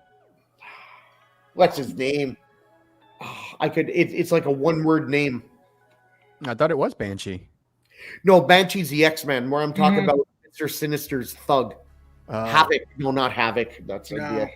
That's Scott's brother. I don't remember nobody out of his crew that screams. Not his. No, he had Riptide. He had Spear. I gotta check. He had Arc Light. Sniper saying Toad? That's not Toad. No, Toad. Toad don't scream. He's just got that long tongue. Oh, it's not. It's not Toad. Yeah. I'll find it here. I'll get it. I'll let you guys know. Jesse Hernandez is saying Ruckus. Yes, it's Ruckus. Yeah, nah, I wouldn't care for that guy. Hey, who does this sculpt? No, she's asking. These are just STL files, I believe, that you could buy from a group. Oh, okay. Thanks, Jesse. Ruckus. Kev said he'll print it up and paint it up for you for $3,000 a piece. So just send it. Yeah, they'll go before Cobra Commander, so you can jump right in on this. All right, so I really like this piece. Keo's Masons or something. They're the same guys that make the Four Horsemen. I could be wrong, but I'm pretty sure they are. So this statue is elemental, and it's an air elemental. This is done by Marco Plouffe, one of my favorite sculptors. Right. He's very good at doing robotic, cybernetic type parts. He did the Four Horsemen, right? Am I right? I'm trying to think if he did all of them. I'm not sure. I think he also one of his statues that he's really known for is the Sideshow Punisher, where he's kind of walking down the stairs and it's got the smoke coming out the gun. Man, I want Marco Plouffe does some really good work, but he excels at cybernetics. With if you look at her left arm, look at around the elbow to the wrist on her left arm. Let me see if I got another picture. Like you could see right there. Look at that. Right there? No, go back to the other one. Oh, my bad. That's her butt. Right there. Oh, he's all over the place. Zoom in. Look at that. How the skin's warping That is around. killer, man. This is so cool. This is where Marco Plouffe excels at sculpting. Yeah, I'm pretty sure I saw something. He was the guy who made all. He was the one who helped create all, or is the creator of the Four Horsemen and their storyline and lore and all that. And he did that. He did the Four Horsemen from XM. Yes. Yeah. I just wasn't sure if he did all of them. Yeah, I think he did. I mean, it would make sense to go with the same sculptor, so they. So this is kind of just like a fun piece that he made. So yeah, this is from his. I don't know if he's going to do a whole line, but it's called an elemental. So, and this is air. So I would assume there's going to be a water and an earth and a fire. Oh man, this is so cool.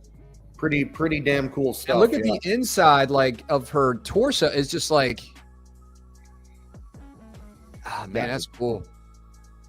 Anyway, all right. NYC's doing the droids, the battle droids. These are called battle droids, right? Is their official name battle droid? Droidica. That's a droidica. Droidica. Okay. Battle droids are there. Roger. The skinny little guys with the big cone heads. This is a droidica. And as of this morning, it's sold out. Yeah. Went up for PO. Nothing lasts more than a day. With NYC, yeah. You guys like this? Yeah, not enough to get, but I mean, I like it. I like the character. I'm not going to get it, but I think I'm glad that NYC is doing things that Sideshow would never do. They're going.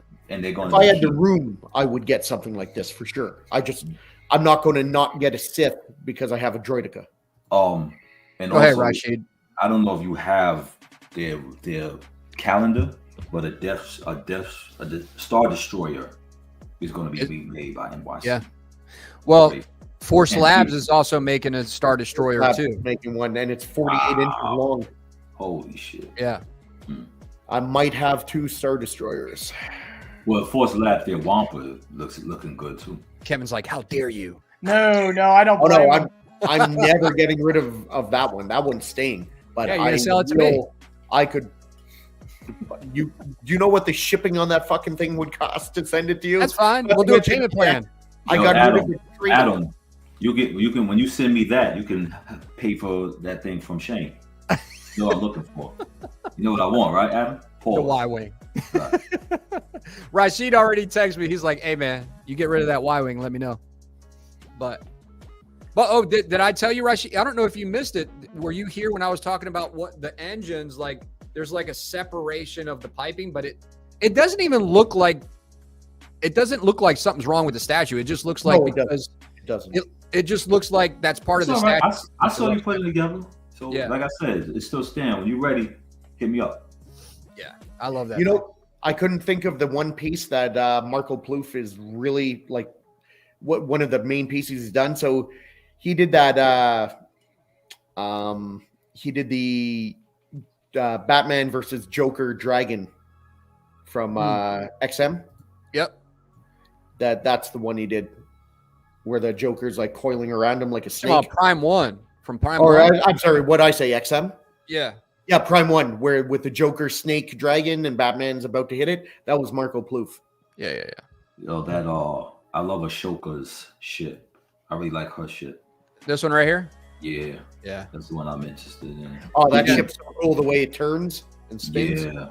So I'm interested. I want to stop with Slave 1, but it's like, all right, he's coming out with another. He's focusing on these ships and droids a lot, you know? It's what's selling. And a lot of other people are focusing on 1/4 scale characters, so he's focusing a lot more on chips and stuff. Let me ask you this, Rashid. Do you think he'll do 2 different versions of the is it called the N1 ship? What's the name of Ahsoka's ship? It's like N1 or something. No, N1 is Mandalorian ship. Nando's. I don't know. Ahsoka's ship. I don't know the name of it, but do you think that they would do one? You know how they did the shuttle, where one was landed and one was in the flying version. Do you think they'll do 2 different versions like that? He'll either do it like that or do it with the land. The what you call it? Landing gear. Because Lando shuttle or what's that shuttle called? That was the Imperial shuttle. Imperial shuttle, yeah. Yeah, I think he should do it with the landing gear, and I think that shuttle that he did should have came with it able to change the wings down or up. I think he should have gave it options for it to change the landing gear to have the wings up or put it in flight. Just charge a little bit more. That's it. Yeah. All right, guys, we're gonna wrap this up because I got to get off here too. But Any final thoughts on any of these NYC pieces? I know Kevin's got to get going. I got to get going too. But any final thoughts on any of these pieces, Kev? Are you thinking about getting any of these pieces? The medical frigate, that really got my attention. I was like, holy crap, just depends on how large it is. It has to be impactful. I won't take a small little one, but something of good size, I'm all on board with. Everything else, I either have it, I'm working on it on the side or whatnot. But I think these are great pieces for some of the people who are looking who don't have like a sand crawler or a tie bomber or something like that. These are all good pieces. Yeah. Yo, K-Fed, did you see Star Killer's medical frigate that he had? Oh yes, and that guy is he's ridiculous. We've done some work for him. He's down in Austin. He's got a pizza place that he's opening up that's going to have all these props and things like that. His house must be huge because the rooms that he has is crazy, man. Yeah, he's got an estate. So got you. Well, guys, that is basically it. We covered a lot today. Our show actually went a little longer. We haven't went for 3 hours in a long time. A lot to cover. So, it was good stuff. Let's be honest. It took an hour and 20 minutes to get through Kevin's pre-orders. So we're not showing see this. We're not airing this. This is not going on YouTube or anything. We're done. No, we're taking it down right away. Right off. Gone. Wife doesn't get to see anything. But I appreciate you guys. Joining me today. Rashid, thank you. And like I always say, man, you're always welcome on the channel. If we need an extra guest, we'll give you a shout out, or you can always ask us if you can join. Typically, and I'll tell you why, and this is not just to Rashid, this is to everybody. Just so people know, we don't like putting a ton of people on the panel only because it's a little harder to talk over everybody and we only have but so much time. But we want everybody to kind of rotate in. But Rashid is one of the first guys that I met in the community that we like to try to keep it to like 4 or less for the most part. Yeah, we're saying it'll always be there, but even just the 3 of us, we like just doing it. So we don't like a 10-person panel. It's too busy sometimes. Gotta go, guys. Another thing, see you later. I'll see you later. So another thing I wanted to cover too. I've had. Actually, I don't even think I told Shane this. I've had a couple people asking why I don't accept their friend request on my personal Facebook page. I started in the beginning, but I have a lot of work-related stuff on there where I deal with the public. Shane made a good point. I should make a separate Facebook page so I can have guys from the community and kind of... Well, an account, not a page. Yeah. Yeah. Whatever. You get what I'm saying. But I'm going to eventually do that. And it's only just to keep work and hobby life separated. So D3 agrees with us for the panel size. Yeah. And there's nothing wrong. If shows like, I know Casual and John and Fatal, they work. They love having 8, 10 people. That's cool. Yep. It's just not what we want for this show. Yeah. They make it work. If you like that kind of stuff, there's plenty of shows that do that. But shout out to those guys. Shout out I do want to answer a question here. Yeah, go ahead. Drifter Shane, what combiner would you like to see after Devastator?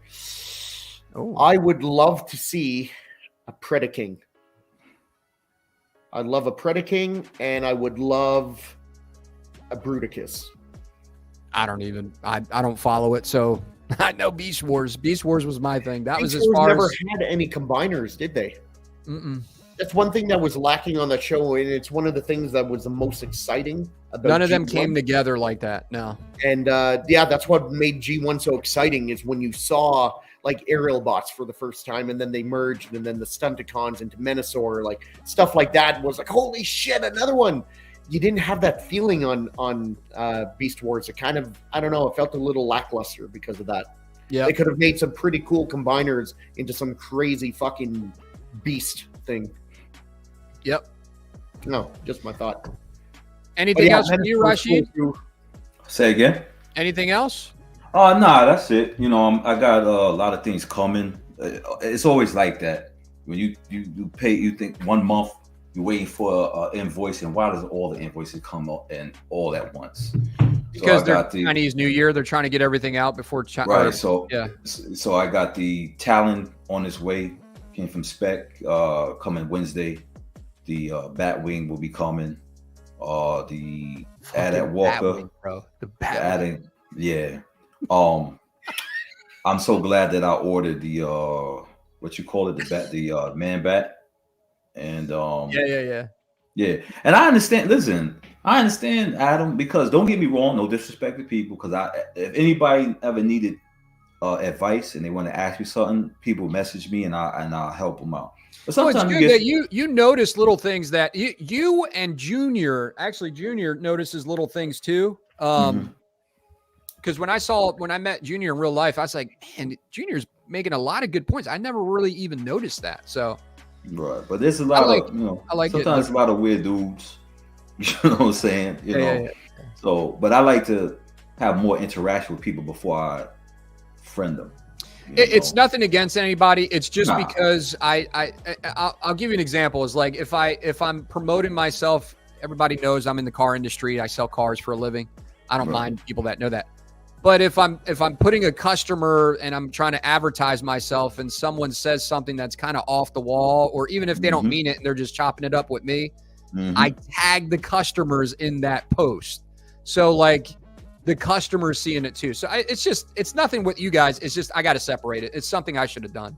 So it's not a big deal. But anyway, guys. I want to say to Rashid, Rashid, you buy more statues in retirement than most collectors buy in their career. Oh, fuck you, Shane. Rashid, tell him to stop, bro. No, I didn't say. I know, man. I'm gonna let you take that back because I didn't get on you for being retired. You're gonna let him take it back. We're retired, Rashid. What is this shit? And call you out. Listen, hold on before we go. Hold on. All I said is you buy more statues. That's a different fact. Can I get a word in, Archie Bunker? Not on this fucking show. Hey, yes. This is the problem, and I said it to you. I said it a lot of time on the shows.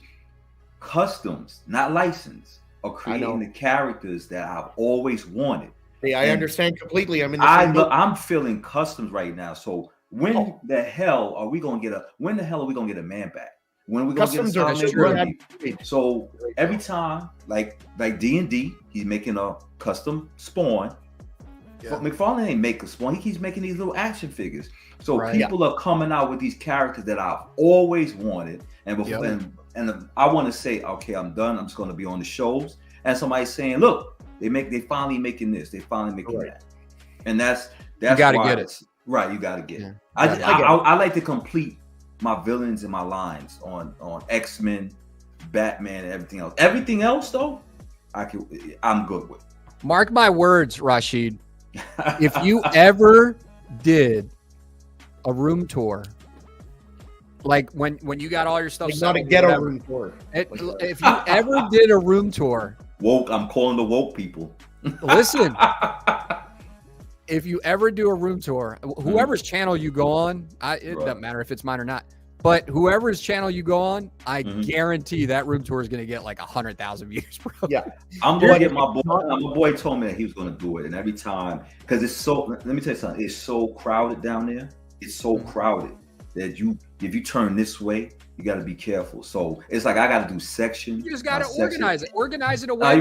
You know, it looks good because I think you would appreciate it so much more. And Rashid, by the way, you know I'm not far from you now. If you over here, hit me up, man. Hey, listen, I'm saying if I come up there, I'm doing that room tour, bro. Well, all right. You know what? I'm serious. You've been around. You know why? I can trust you. I'll edit everything. I'll do all that. I can trust you because you've been around statues, so you know how it is.